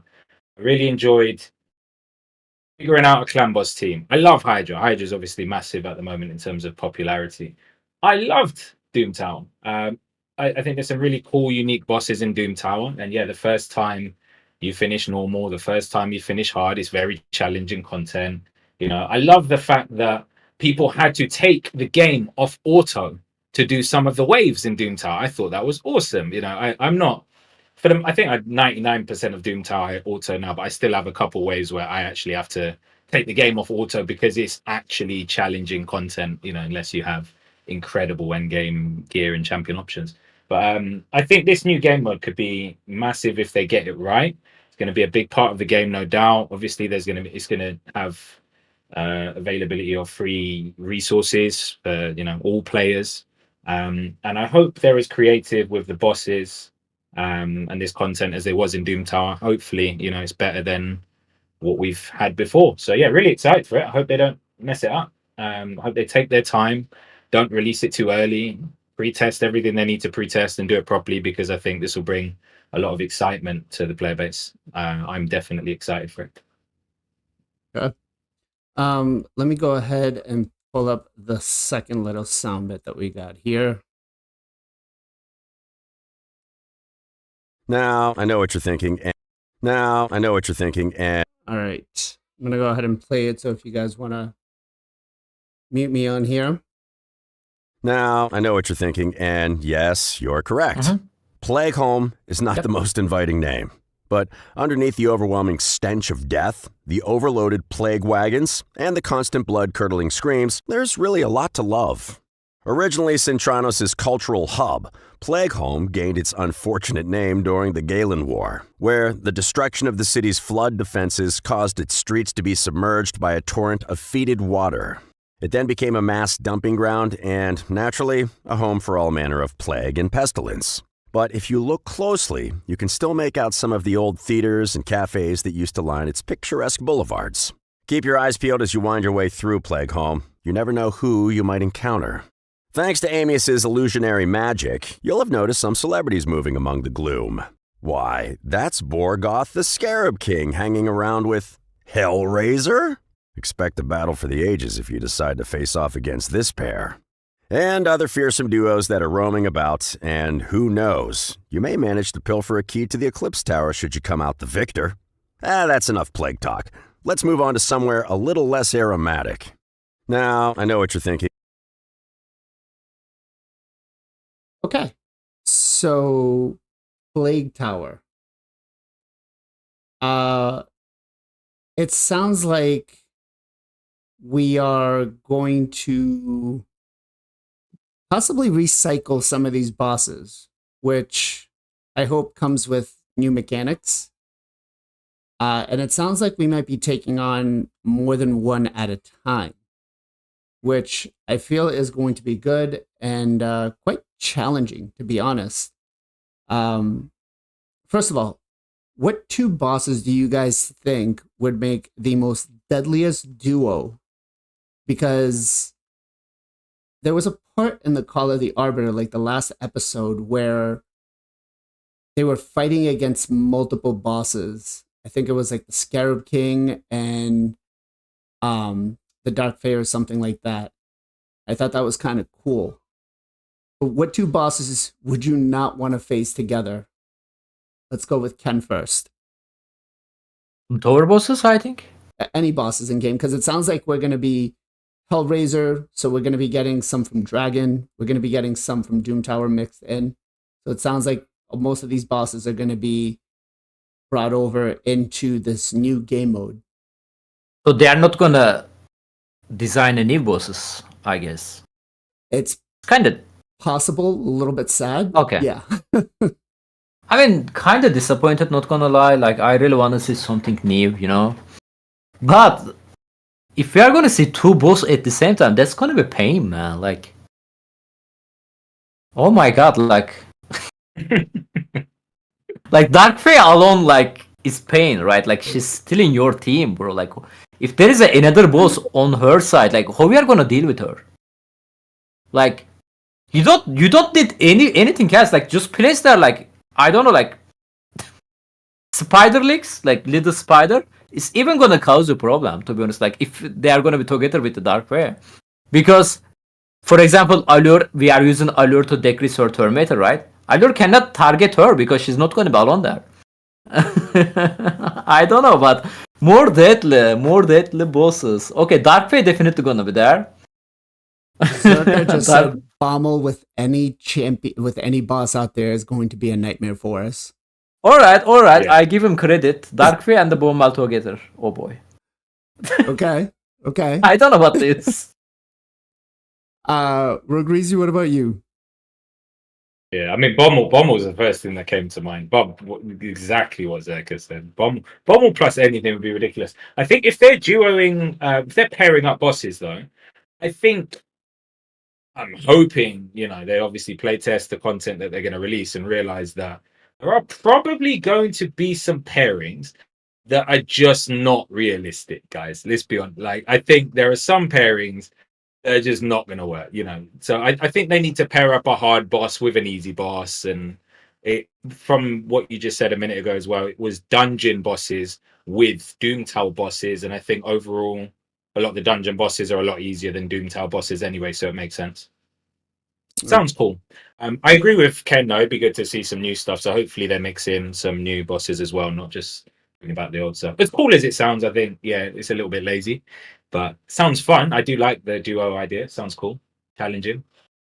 I'm going to go with hard mode Fire Knight and hard mode Ice Golem. You need the nukes for Fire Knight. And if you nuke the Ice Golem, you're SOL'd. I mean, it's impossible, though, isn't it? Is it possible? It's not possible at all. It's not I don't possible. think it's possible. I don't think it's possible. But I those mean, two maybe boys- like if you have a full team with Taras Maricha, they can restore their max HP. They never gonna die, but they also never gonna kill the boss because Fire Knight gonna heal himself. Maybe you can deal with the Ice Golem, but yeah, I mean, I don't think it's possible, man. If that team, that would be a complete, that's it, hard stop. I'm curious, what would you guys out there think would be the biggest challenge if they were to pair some of these bosses up? But double bosses, could be interesting. It could be a lot of fun. What about Fearhead? Fear Hydra? Oh my god. Or anything. I listen, Plarium, if you're watching, keep Hydra separate out of this. Do not bring Hydra into the new content. Please do not give us single Hydra heads. Keep them out. We don't need it. We don't want it. Hydra stays where it's at. Oh my, Ken, don't give him ideas, Ken. Ken. You ask it. I said dungeon bosses in DOOMTOWER. But oh, what about Columbus? Columbus with Hydra. Clan boss with Hydra. You know what? Maybe Fortis will come in and just one shot them. Who knows? My Fortis Fate and his Max. I still got mine just sitting in the vault. But it sounds like we're going to be, recycling some of these bosses. Is that something that you really were looking forward to, like recycling bosses? Or, does it kind of seem like they're just being really lazy about not coming out with something fresh? Rugreasy, I'm going to go to you first. So I was thinking, as you were talking about, I was thinking, okay, just because it's not something new doesn't mean it's not going to feel new. And I was trying to visualize realistically in my head a pairing I would build a team for. What team would I build? So I was thinking, all right, so Ken mentioned Faye, and I thought, okay, Faye plus Bommel does sound impossible, but actually it all sounds hard until you actually sit down and take a minute to think, okay, there's content here, there's loot behind it. I like loot. So let me find a solution because nobody cares about my problems and blah, blah, blah. Let's find a team that works. So I was thinking, okay, so ally attack. Let me nuke down the wave real quick because I've got to kill my own team first. And then I've got to deal with bombs. So, I mean, I just built a Bommel team earlier that one-shots Bommel. So why can't I one-shot the Bommel with bombs, kill my team, and then deal with the... I don't know. You just start to find new solutions because it's new. So although... you're not going to build the same teams you built before. You basically have to build with 5 people. I mean, how many people are going to be? I think the biggest question is how many champions can you use? Is it going to be like Hydra? That was going to be my next question: is how many champions do we foresee being used in this content? Because again, I think something like this works well for like Watcher of Realms because you could pick up to 12 or 10 different champions from your roster. So something like that I think would work out well. But if we're, down to 6, I think that's a problem. But I'll let you go ahead and finish. Yeah, no, 6, 7, 8. However many's needed. I think that's the first thing because you're basically going to be building a team that needs to tackle 2 things at once. I mean, Hydra's 4 heads. They gave us 6 champions. So what will they give us for 2 bosses? I don't know. I think that's the most important question, isn't it? So if it was 6, for example, I know I need 3 champions that can deal with this mechanic. I need 3 champions that can deal with that mechanic. And then I need to figure out a way to make it work. And I think that would be really cool because Hydra was the first bit of content that really took a lot of people off of the autopilot in the game because you're having to utilize lots of different champions and their abilities in different ways. So yeah, it'd be cool to see that. Okay. Ken, what about you? There is something come to my mind. Doesn't matter like how we said like it's impossible, like Rizzy mentioned earlier, right? It's so hard, man. Like, oh my god, what we are gonna do, right? After 1 week, people are soloing that with the Paragon, people are soloing with the Godseeker. Man, like, whose idea was using Godseeker on the Sun Devil? Like, Beerland. It's Beerland, right? Isn't it? I think so, yeah. Like, Beerland. Yeah, I mean, I'm pretty sure, like, there's gonna be one rare champion gonna one-shot them, like, then they're gonna nerf them. We are gonna see some stuff, obviously, like, doesn't matter how many times we are saying, like, it's gonna be impossible or near to impossible. I'm pretty sure Pilarium not gonna test that, by the way. But player gonna figure out how to deal with that. But man, like, obviously, like, we don't know what kind of bosses, but Dark Fae alone is gonna be lots of the trouble. But hopefully, it's not gonna be that challenging, man, like near to impossible, But about if we back to the question, that's kind of lazy way. Not gonna lie, I got a little bit disappointed. I was waiting more unique bosses, like more wow, man, badass bosses, stuff like that. But like, if we are gonna see the same bosses there, like with just 2 of them together, yes, it's kind of new mechanic, but still, I'm gonna see the same bosses, Okay. Soul Saint says, imagine it's 2. He imagines 2 separate fights using 2 teams, but the mechanics transferring to your champions in between the 2 teams during the fight. Okay, so basically, still wave-based content, but you don't lose or gain anything after you clear the wave. Could be challenging. What is the wave? Taras Maricha?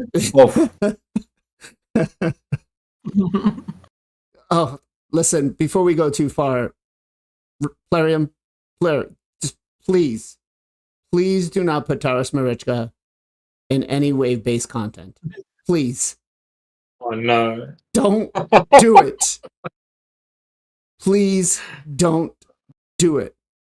Put a nuke, put a Riho, shit, put a Sifi in. I got no problems. We can deal with all of those. Don't put a Taurus and Marichka in, especially together. All right. Let's go ahead and bring up the third audio file here. And this one's called Dead Rise. Blanketed in an eerie glow Let's go ahead and bring that out for everybody. and bustling with gangs of demented minions, Dead Rise is the home of Centranos' killer nightlife. Fortune favors the bold, and you're bound to find some true treasures if you delve deep into this district's haunted streets. While wandering around, don't neglect the special quests you would have received upon entering Centranos. Completing them may yield something truly unexpected. Now, despite the aforementioned baleful glow and powerful sense of dread, Dead Rise still remains one of the more high-class districts of Centranos. And that's reflected in the types of horrors you'll encounter walking through its snaking back streets. Any enemies you defeat here drop better loot than the ruffians you can find in Cobble Market. And the apex predators that rule this region are magical reflections of some of Teleria's toughest bosses. So, pack your best gear. Luckily, how you take in the sights of Dead Rise is entirely up to you. Take on as many or as few challenges as you like. It's your trip, and any rewards you pick up won't be good if you're dead. Now, let's turn our sights to the final leg of our Cursed City walking tour. Deep breaths, everyone. It's a long and perilous track. Blanketed. Okay.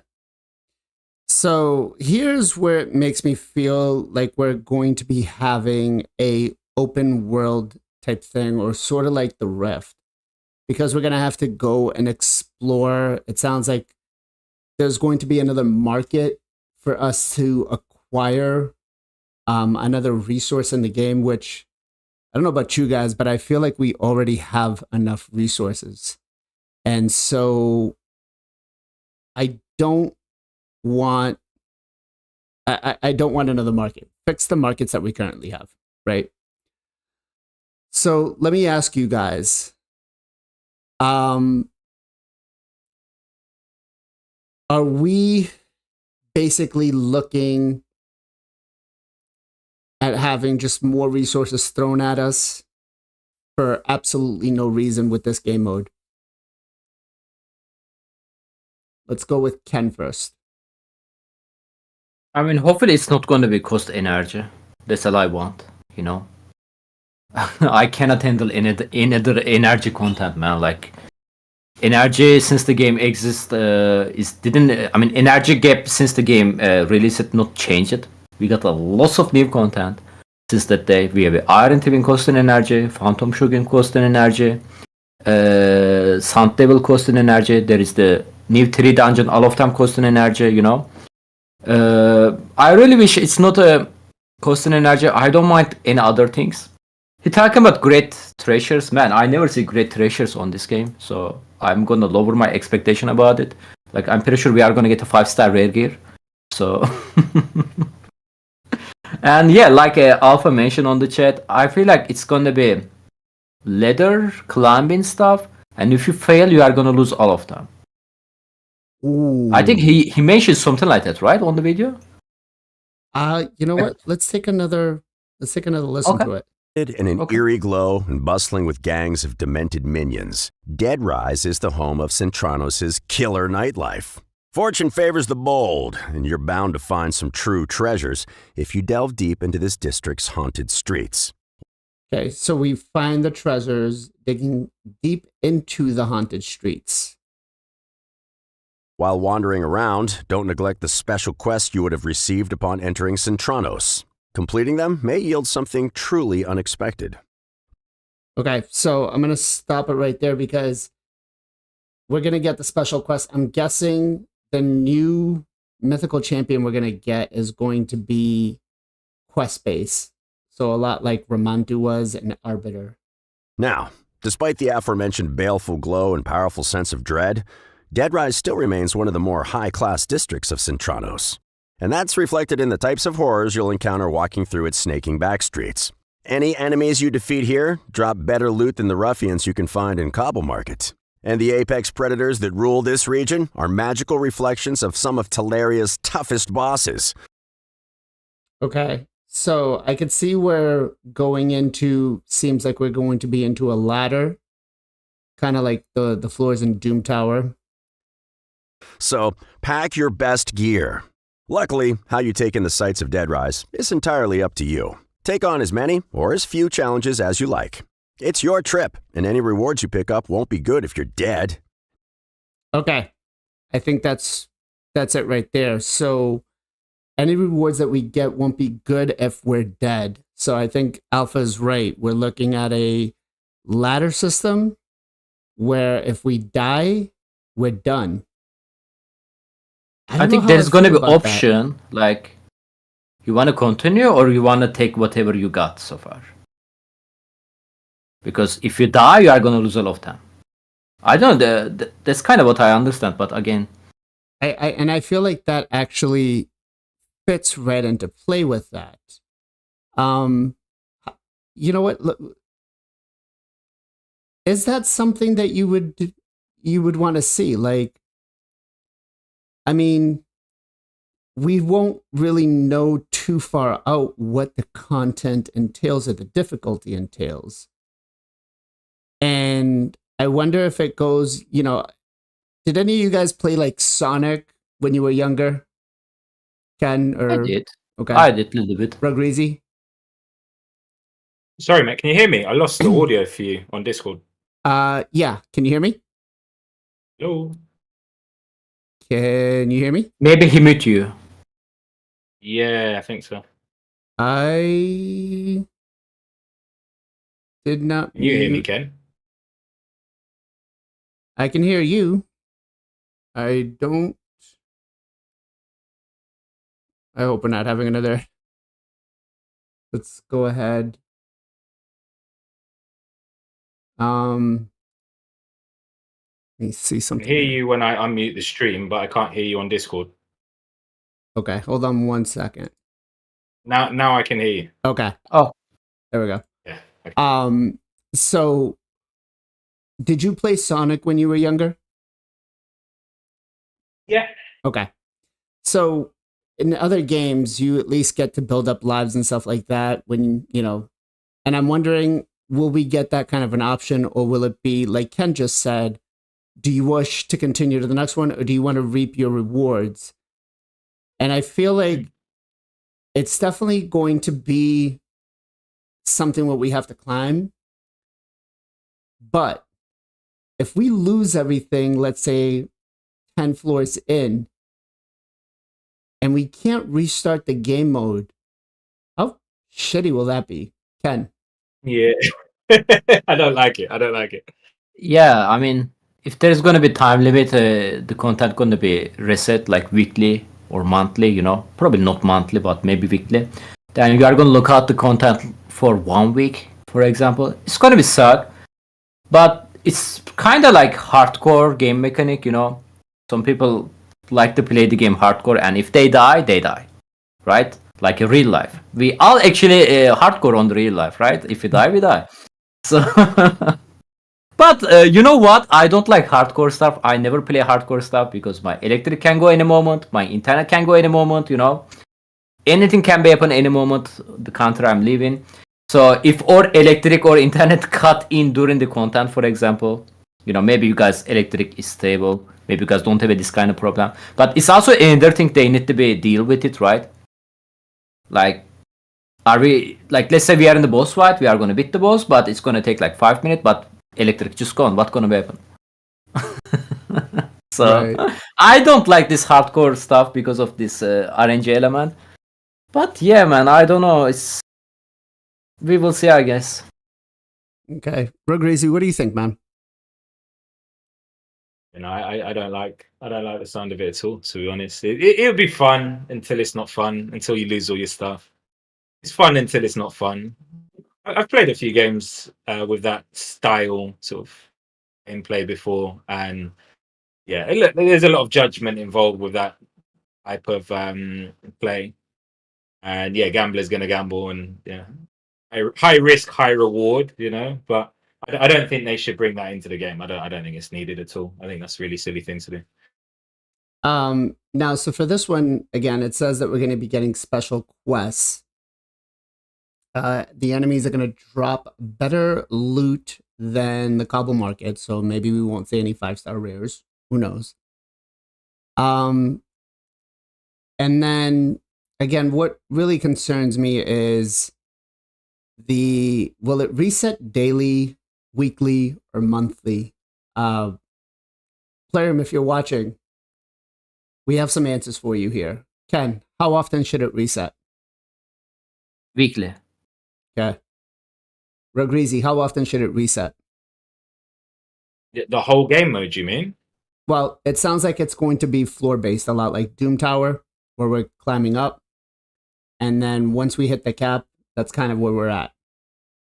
But that game mode won't be, accessible again.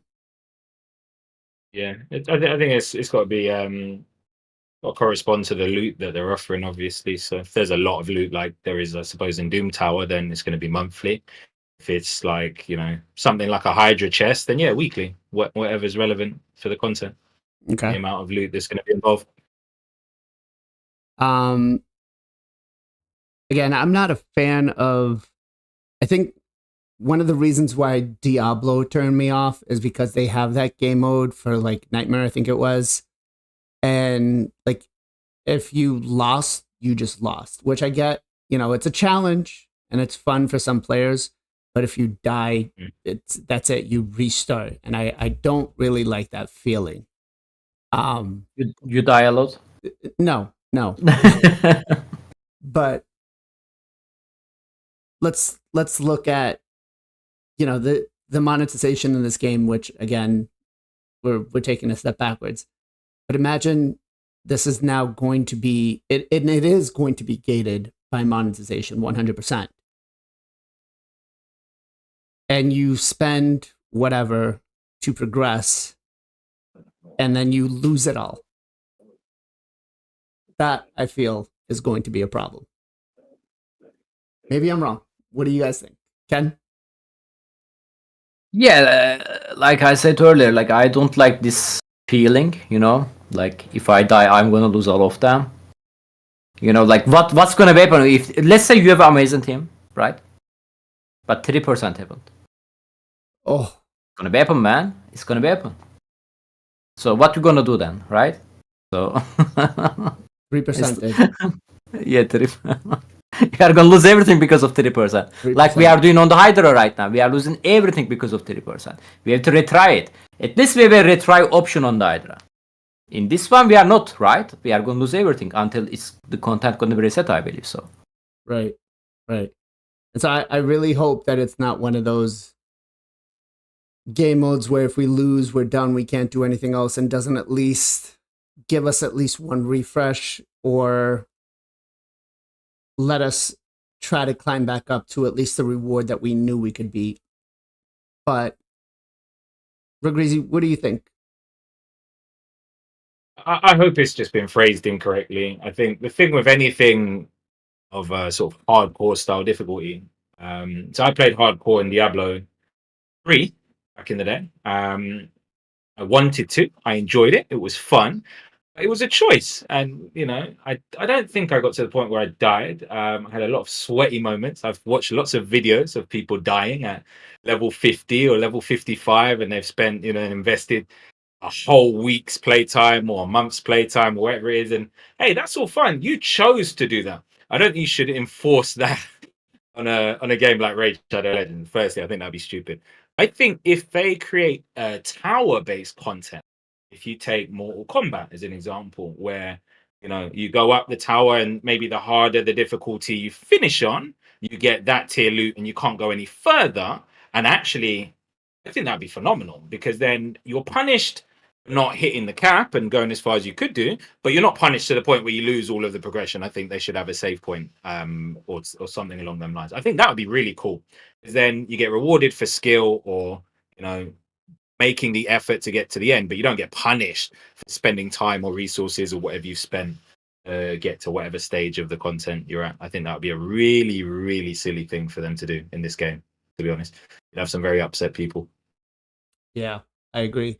I think Alpha said it best, is everything's a choice in this game, whether you want to participate in some content or not. And, I'm just, some of the things that are being said, and I'm not a lore expert on Raid. That's Layla Fox. That's her thing. As I'm starting to watch and listen to it, I've probably listened to these recordings 20, 30 times. And each time I'm catching more and more and more. And this last one that we're going to play in just a second here, I think this one is going to piss off a lot of players because it's going to start gating things behind a paywall. If you thought Xena was bad, this is going to be even worse. So let me go ahead and pull this one up. This one's called Soul Cross. And now, we arrive at the last stop on our Grand Centranos walking tour, Soul Cross. I'm glad you all made it across the ruined bridge, though it's possible we may not make the journey back. Once full of sailors, traders, and travelers here to explore the Jewel of the South. The only thing you'll find here now is terror beyond imagination. So, a perfect place for extreme thrill seekers. Should you get pulled into a brawl here in Soul Cross, expect the fight of your life and rewards to match. One such reward you'll find here are the enigmatic Cursed Remnants. It's not exactly one of Centranos' famous meat and eel pies, but it's something to take home with you to remember your unforgettable trip.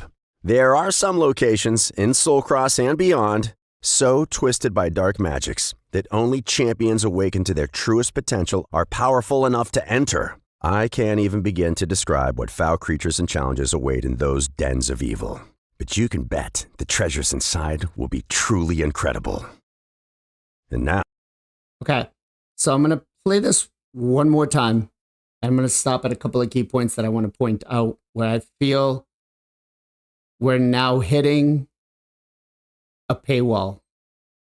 And we're also dropped a little more hints about difficulty levels, right? Now, we arrive at the last stop on our Grand Centranos walking tour, Soul Cross.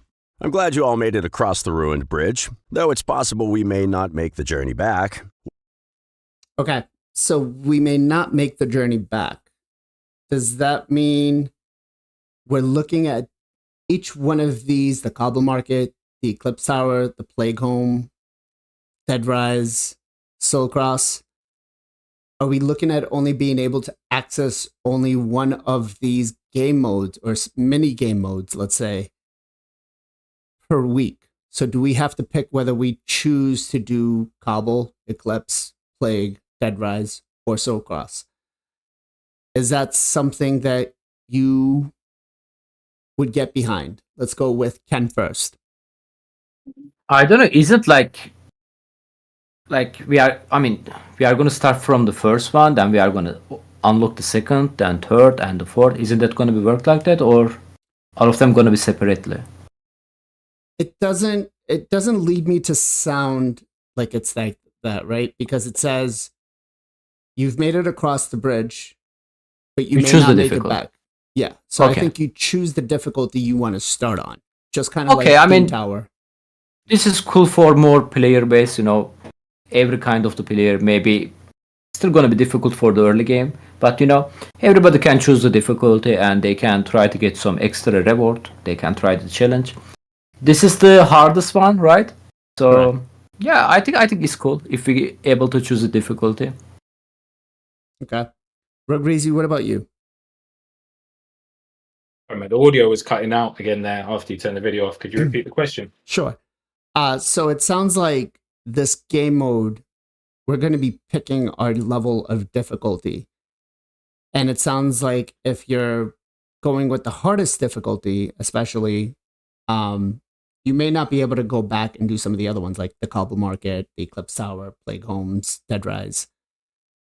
Gotcha. Are you a fan of that, knowing that especially if we lose we get nothing. Yeah, I mean, you've got the choice, I think, of the difficulty. I think knowing where to start might be interesting. I don't know. I don't really know. I don't think anybody's going to know what difficulty to go for then, are they? I think that's the only issue with that. But once you do, then you've got the choice. You know what you're capable of and what you're not. Okay. Once full of sailors, traders, and travelers here to explore the Jewel of the South. The only thing you'll find here now is terror beyond imagination. So, a perfect place for extreme thrill seekers. I love how they call it extreme thrill seekers. That's just basically another word of extreme pay to win players. Am I wrong? I don't think so. 100%. That's what I called it for the hard dungeon. You know, they have a passive skill called the Awaken of Weakness. Yep. I call that pay to win weakness. I think that 100% right there is, it's not thrill seekers, it's definitely pay to win. Should you get pulled into a brawl here in Soulcross, expect the fight of your life and rewards to match. Expect the fight of your life and rewards to match. So we're talking, it's going to be really hard, but the rewards to match. There's so much RNG in this game where the rewards definitely do not match the investment of what we put in. Am I wrong, Ken? Yeah, what we expect is a reward, by the way. Like, it sounds like they said it later on, Cursed Remnants, but it sounds like it might just be another currency for a shop or something. yeah, but what we are going to get from this currency? I don't know. Let me ask you guys then. What do you guys expect? Like, it's a looks like super hard end game content, right? And record lots of the stuff. What we expect? Like, are we expect like guarantee legendary champion? Are we expect like guarantee 6-star soul? Like that level or not that much? I would, the rewards that I'd be looking for would be, I wouldn't want gear because gear is already gated behind, you know, what we get from dungeons. But I feel something kind of like the bazaar, right? With collecting these cursed remnants and being able to come in and kind of reward and pick some things out of here that are going to help me progress my account, like maybe buying some more legendary tomes, buying some more soul stones, because they did make a comment towards the end about fully awakened champions. So soul stones are going to start becoming a big part of this game, which definitely feels as of lately. So I'm thinking something like that. I'm thinking the rewards need to be something that are going to help us progress and build our champions better. So, Rugreezy, what do you think? Oh, I'd love to see on rewards. We've obviously got access to all of the current resources in the game, free to play. Whether you get lots or little is up to you, whether you want to spend or not. But what we don't have, I'd like to see a way to get the tokens from the token trader and an upgrade to the token trader, so we can have more control over the champions that, you know, we bring onto our accounts outside of fusions. And that I like the progressive idea, but it's not good enough. 15, 20, 25x. It's not good enough. They're selecting the champions that they want to give you the opportunity for. And, you know, in a lot, I don't know if you've seen on the progressive event, you have to select all four. If there's four slots for a champion, you have to select all four, which in a lot of cases for a lot of people's accounts implies you're selecting 3 champions that you don't want. There's only one out of the 4 that I want, which I think is a load of bollocks, by the way. So yeah, it'd be really good to have something more, you know, guaranteed in terms of, and I'm not saying it should happen overnight. You know, if it takes you 6 months of farming the dungeon, no problem. At least you know, I can get my Taris at the end of this. I can get my Siphi at the end of this. I can get, you know, and maybe you choose what champions are available rather than them. I mean, yeah, that would be the best thing that they could possibly do. And I think another option for gear as well, you know, something that gives you more control over getting upgrades on gear on your account. Because at the end of the day, we've got loads of research. There's loads of opportunities to get soul stones. There's loads of opportunities to get mythic tomes and shards, and you got primal shards popping out your arse now in Hydra and Live Arena. I mean, I farmed 8 primals, I think, in the last week. So yeah, give us an opportunity to get guaranteed resources to progress towards guaranteed gear or champions. One of the two. That'd be amazing. Okay. Do you know what they are going to release it? When they're going to They are release going to release a. I mean, as a reward, they are going to give us they are going to release a new set, broken set, and this is what we are going to get. I hope not. Yeah, I hope not as well. I hope not. But I give them idea again, right? Yeah. I mean, I feel what was it right here? Who said it? Was it Slap? No, it was Pet Boy Happier. Soul Stones better be part of the reward, and I feel because they are gating it behind that, they need to at least make sure that we're able to acquire some. 100% agree with that. One such reward you'll find here are the enigmatic Cursed Remnants. So we are getting another currency in the game, Cursed Remnants. We don't know what we're going to be able to use that for. But do we really need another currency, Ken? No, man. I don't even remember the name of the material we are getting from Phantom Shogun. Do you guys remember that? The oils? Man, Iron Twin. Yeah, the Iron Twin. Man, there's an essence. There is a soul stone. There's a 3 different soul stone. There's a 3 different essence. There is a perfect soul stone. There is a fragment soul stone. Oh my god, man! Jesus! What is that? Just Iron Twin, by the way. I just call them small, medium, big soul stone. And I just call that the gray and the golden coin. By the way, that's why I call them. There is quite a bit. Rugreasy, what about you? What do you think? Do we need another currency? Needs a strong word. Needs a strong word. I like currencies. I like 110. More is always. I'm greedy. Give me more stuff. Yeah, give me more stuff. But I think it can be very overwhelming for new players, particularly, and yeah, it's a lot. It's a lot to take in. There's already a lot in the game, so I think they need to be conscious about how much more they bring in. I think they need to improve the quality of the shops that are already there, and I think they need to do that first before they even think about bringing new currencies into the game. Personally, so I think Corey just made a great comment here. Instead of fixing the token trader, this new Curse of Remnants is going to be another way for us to acquire champions from another token trader. Yeah, that's exactly what I was saying before. I hope not. It's not exactly one of Cintranos' famous meat and eel pies, but it's something to take home with you to remember your unforgettable trip.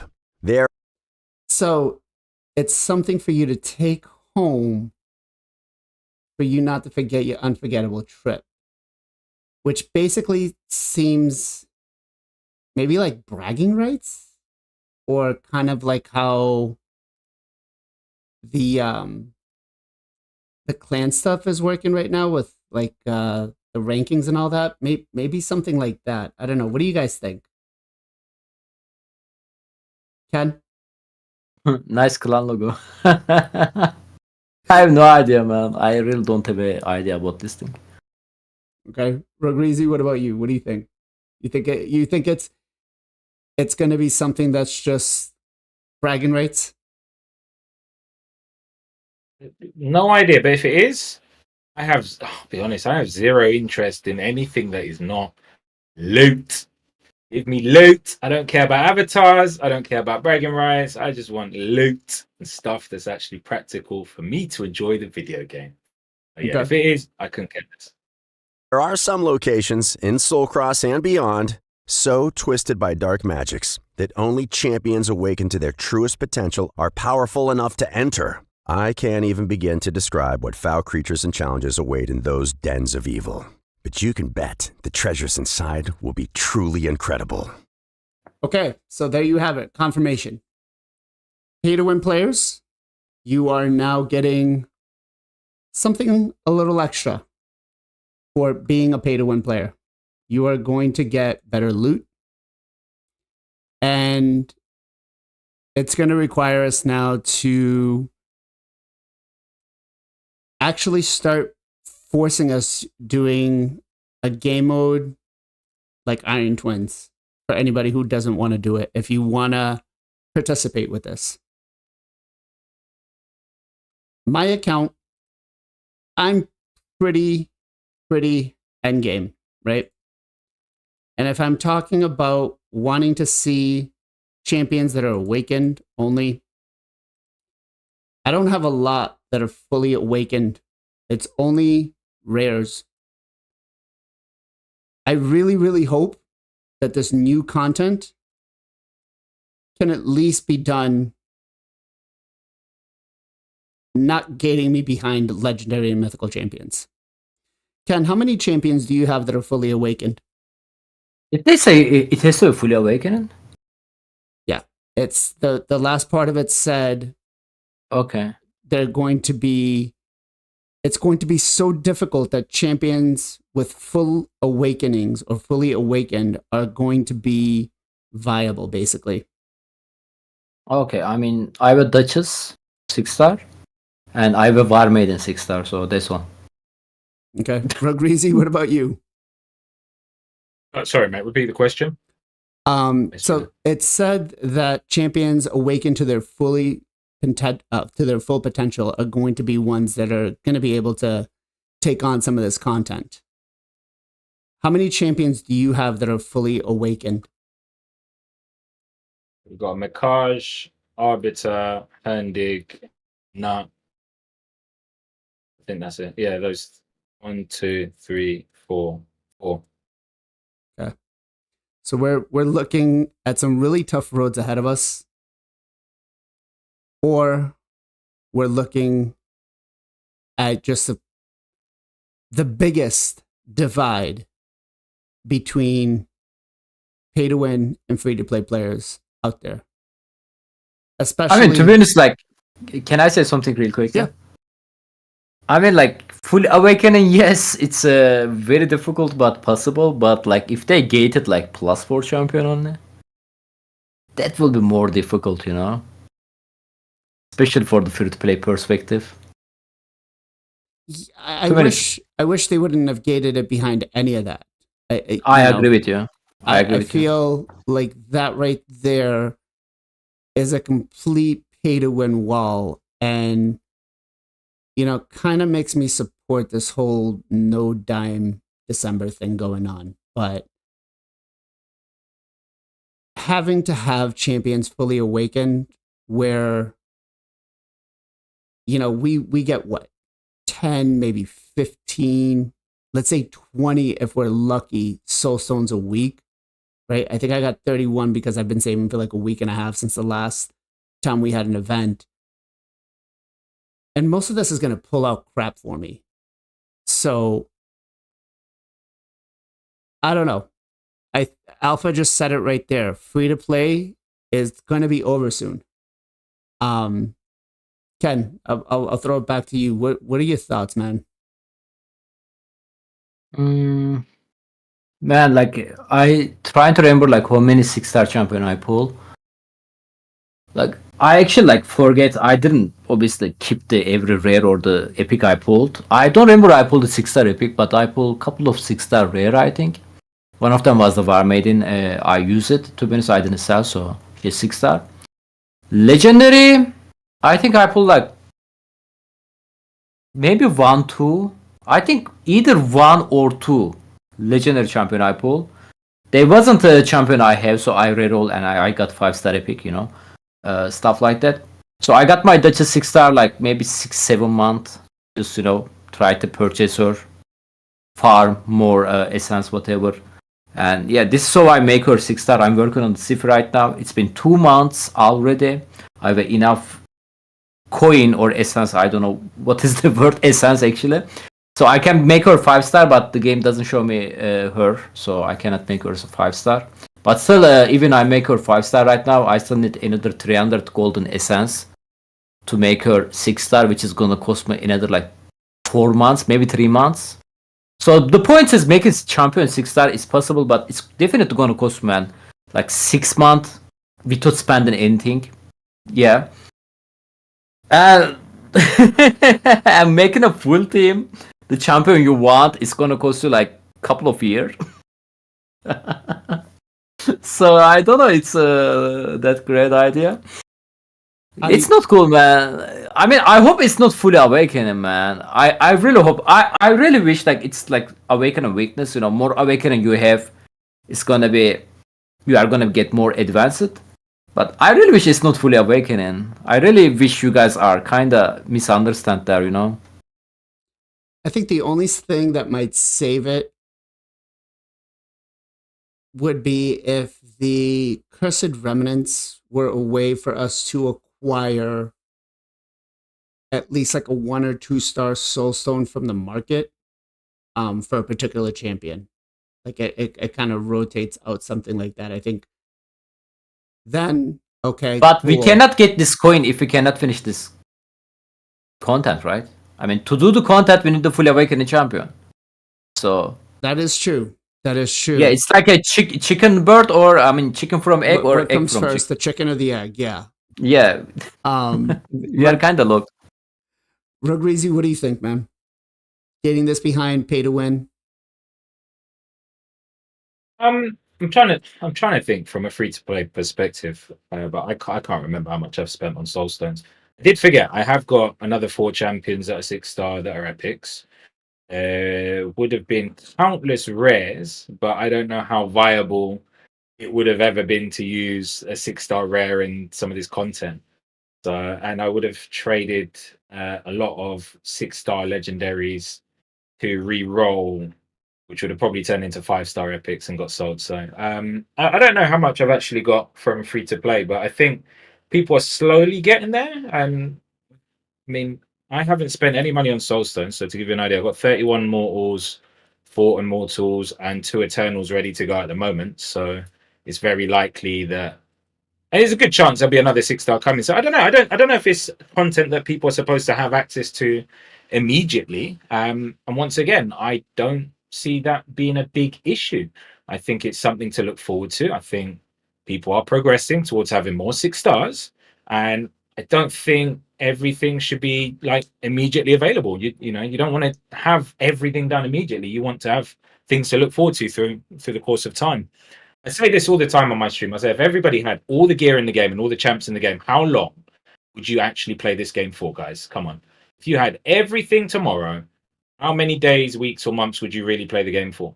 I don't think you'd be playing for that long. I think you'd get very bored very quickly. So, yeah, if it is gated, that's fine. Does it necessarily mean that you need to spend money on the game? No, I don't think it does.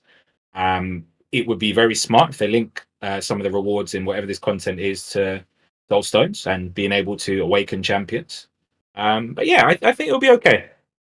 I wouldn't sweat too much, guys. I think it'll be okay, and hopefully they're not, you know, complete idiots and they understand what's needed to keep the game working free to play and don't exclude that part of the community. Speaking of somebody who, I'm gonna go ahead and say and admit has wailed. I still find the game enjoyable. And that's because, you know, some things have changed for the better. And I've been playing for almost 4 years now. So yeah, if most of the content that comes out, I could pretty much beat within the first couple of weeks, or, you know, week tops. But yeah, I see your point there. If you had everything, how long would it be until you just said, well, I'm kind of done and over with it? So, all right. So we've heard all the files, the audio files. I'm guessing tomorrow we'll probably get the teaser video. And now that the fusion is almost over, because I think the last couple of events are going to be here over the next couple of days, I'm anticipating that we're probably going to get this big patch coming over the next couple of days. I give it maybe a week. So by next Sunday, we'll be talking, I'm hoping, about what's going on.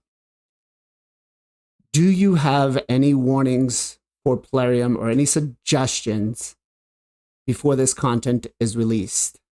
Ken, you look like your sound thought. I mean, like, it's really late to give them, to be honest, I would say that advice, because I'm pretty sure content is ready, you know. But like I said earlier, like, if the Thresh Legendary Champion gonna be useful on this new content, that will be nice. We can get a reason to build them. Another thing is, I hope they are not fully awakened in Plarium. Like I have a Duchess 6-star right now, and my next 6-star project is the Siphi. Like, what the hell they are going to do together? Are they gonna revive each other? Well, they might. They might just polymorph everybody.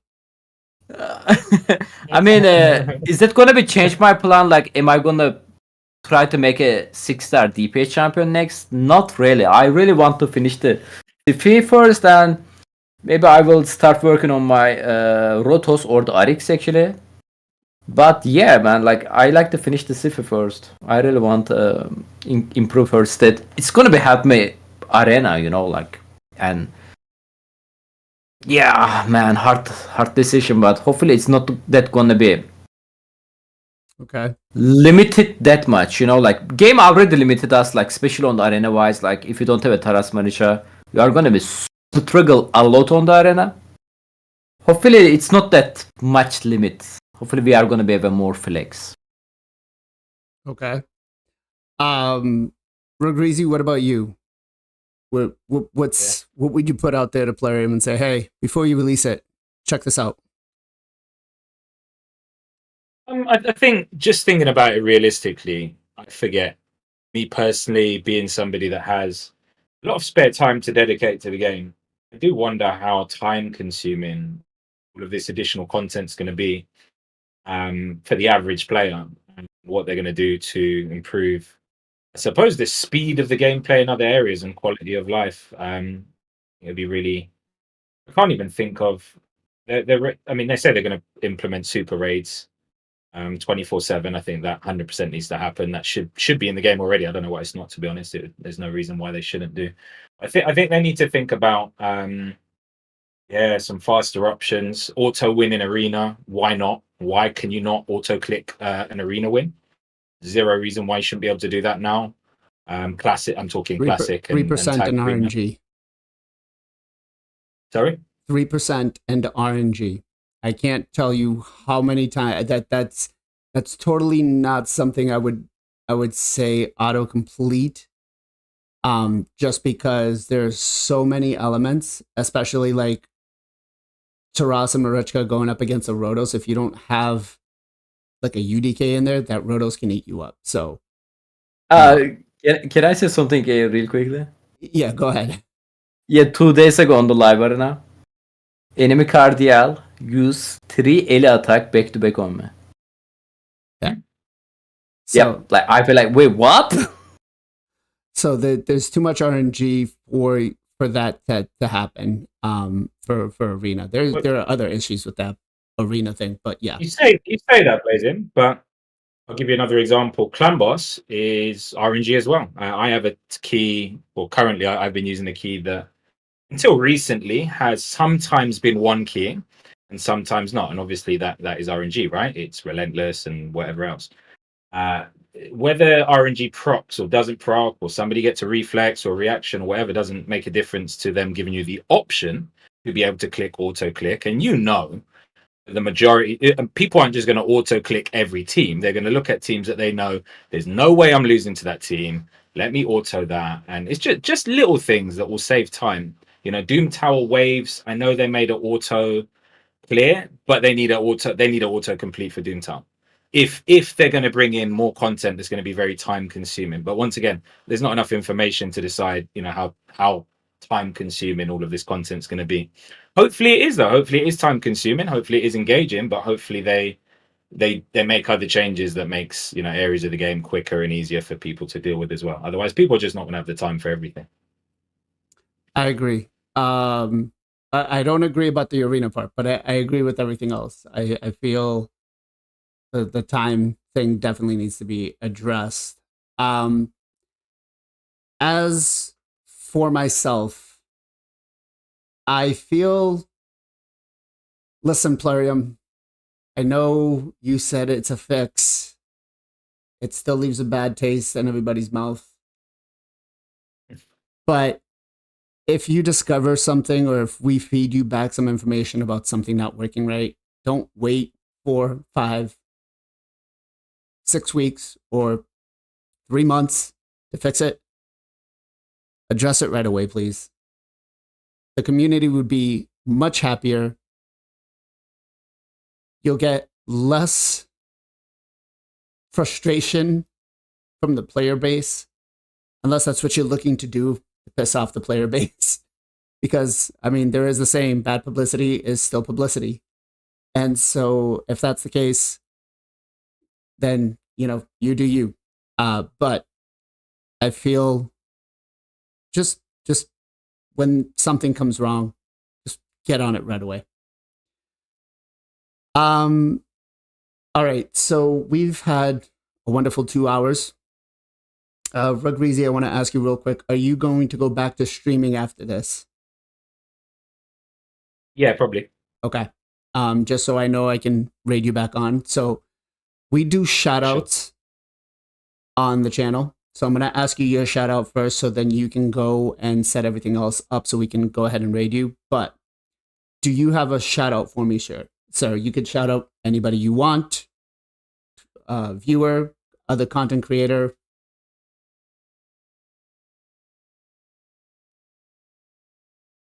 Oh, so yeah, there's a delay between No screen and worries. you talking. Yeah, shout out Mr. NachoPlays. I think everybody knows Nacho already. Nacho's been one of the most helpful people to me, from being a new player in Raid, from being a streamer.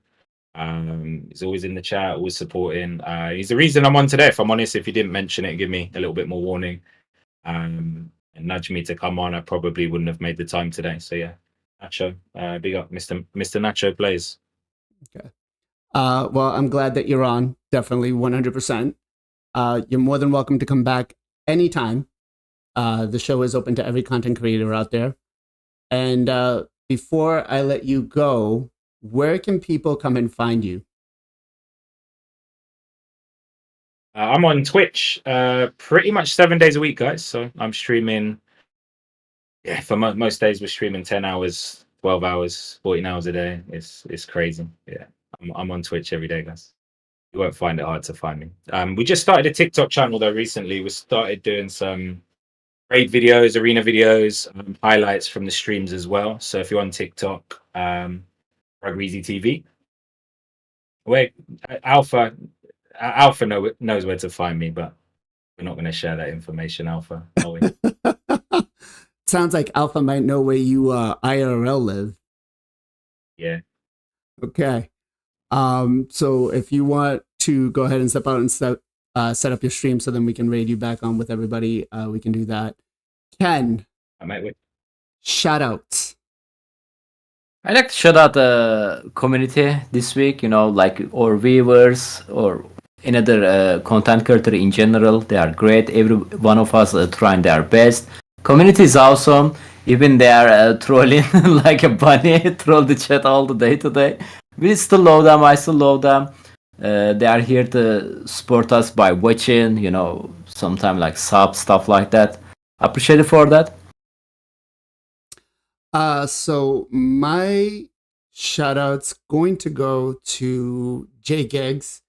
I did a collab with him on, I believe it was Monday.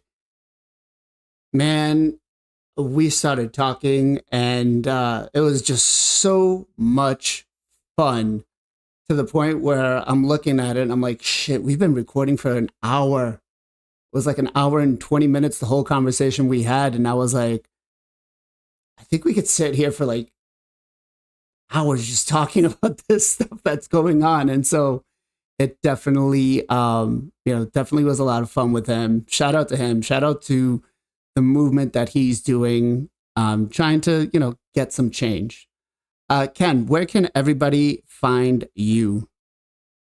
FinalKenpachi on Twitch and YouTube, and I'm streaming pretty much every single day. We are playing Raid on the 6th day of a week, and the weekend, I mean Sunday actually, I'm playing different games if you guys want to see. So, yeah. And you can also find him at the Knights of Teleria on Sundays. Yeah. Oh yeah, yes, on Sunday night for me. Now, one last question. On a scale from 1 to 10, with everything we've heard today, how excited are you guys for this new content? Rugreezy? I'm a solid 9 out of 10, guys. I'm not gonna lie. I'm excited. I'm a solid 9. Okay. Ken? I really don't know what kind of teaser is that, man. Like, I really want to see something like, what the hell is that? Like, I don't know. It was very amateur. Like, it's actually reduced my excitement a little bit. I'm gonna give them like 8. No, I'm gonna give them 7 because of this awakening. Okay. Still excited though. Okay. I was really excited going 10 out of 10 for this new content. I'm trying to prep things for every account that I have to try to do guides and stuff like that. But I don't know about this anymore, and I'm going to be a little harsher than both of you, but I'm going into this with an excitement level of 5 out of 10.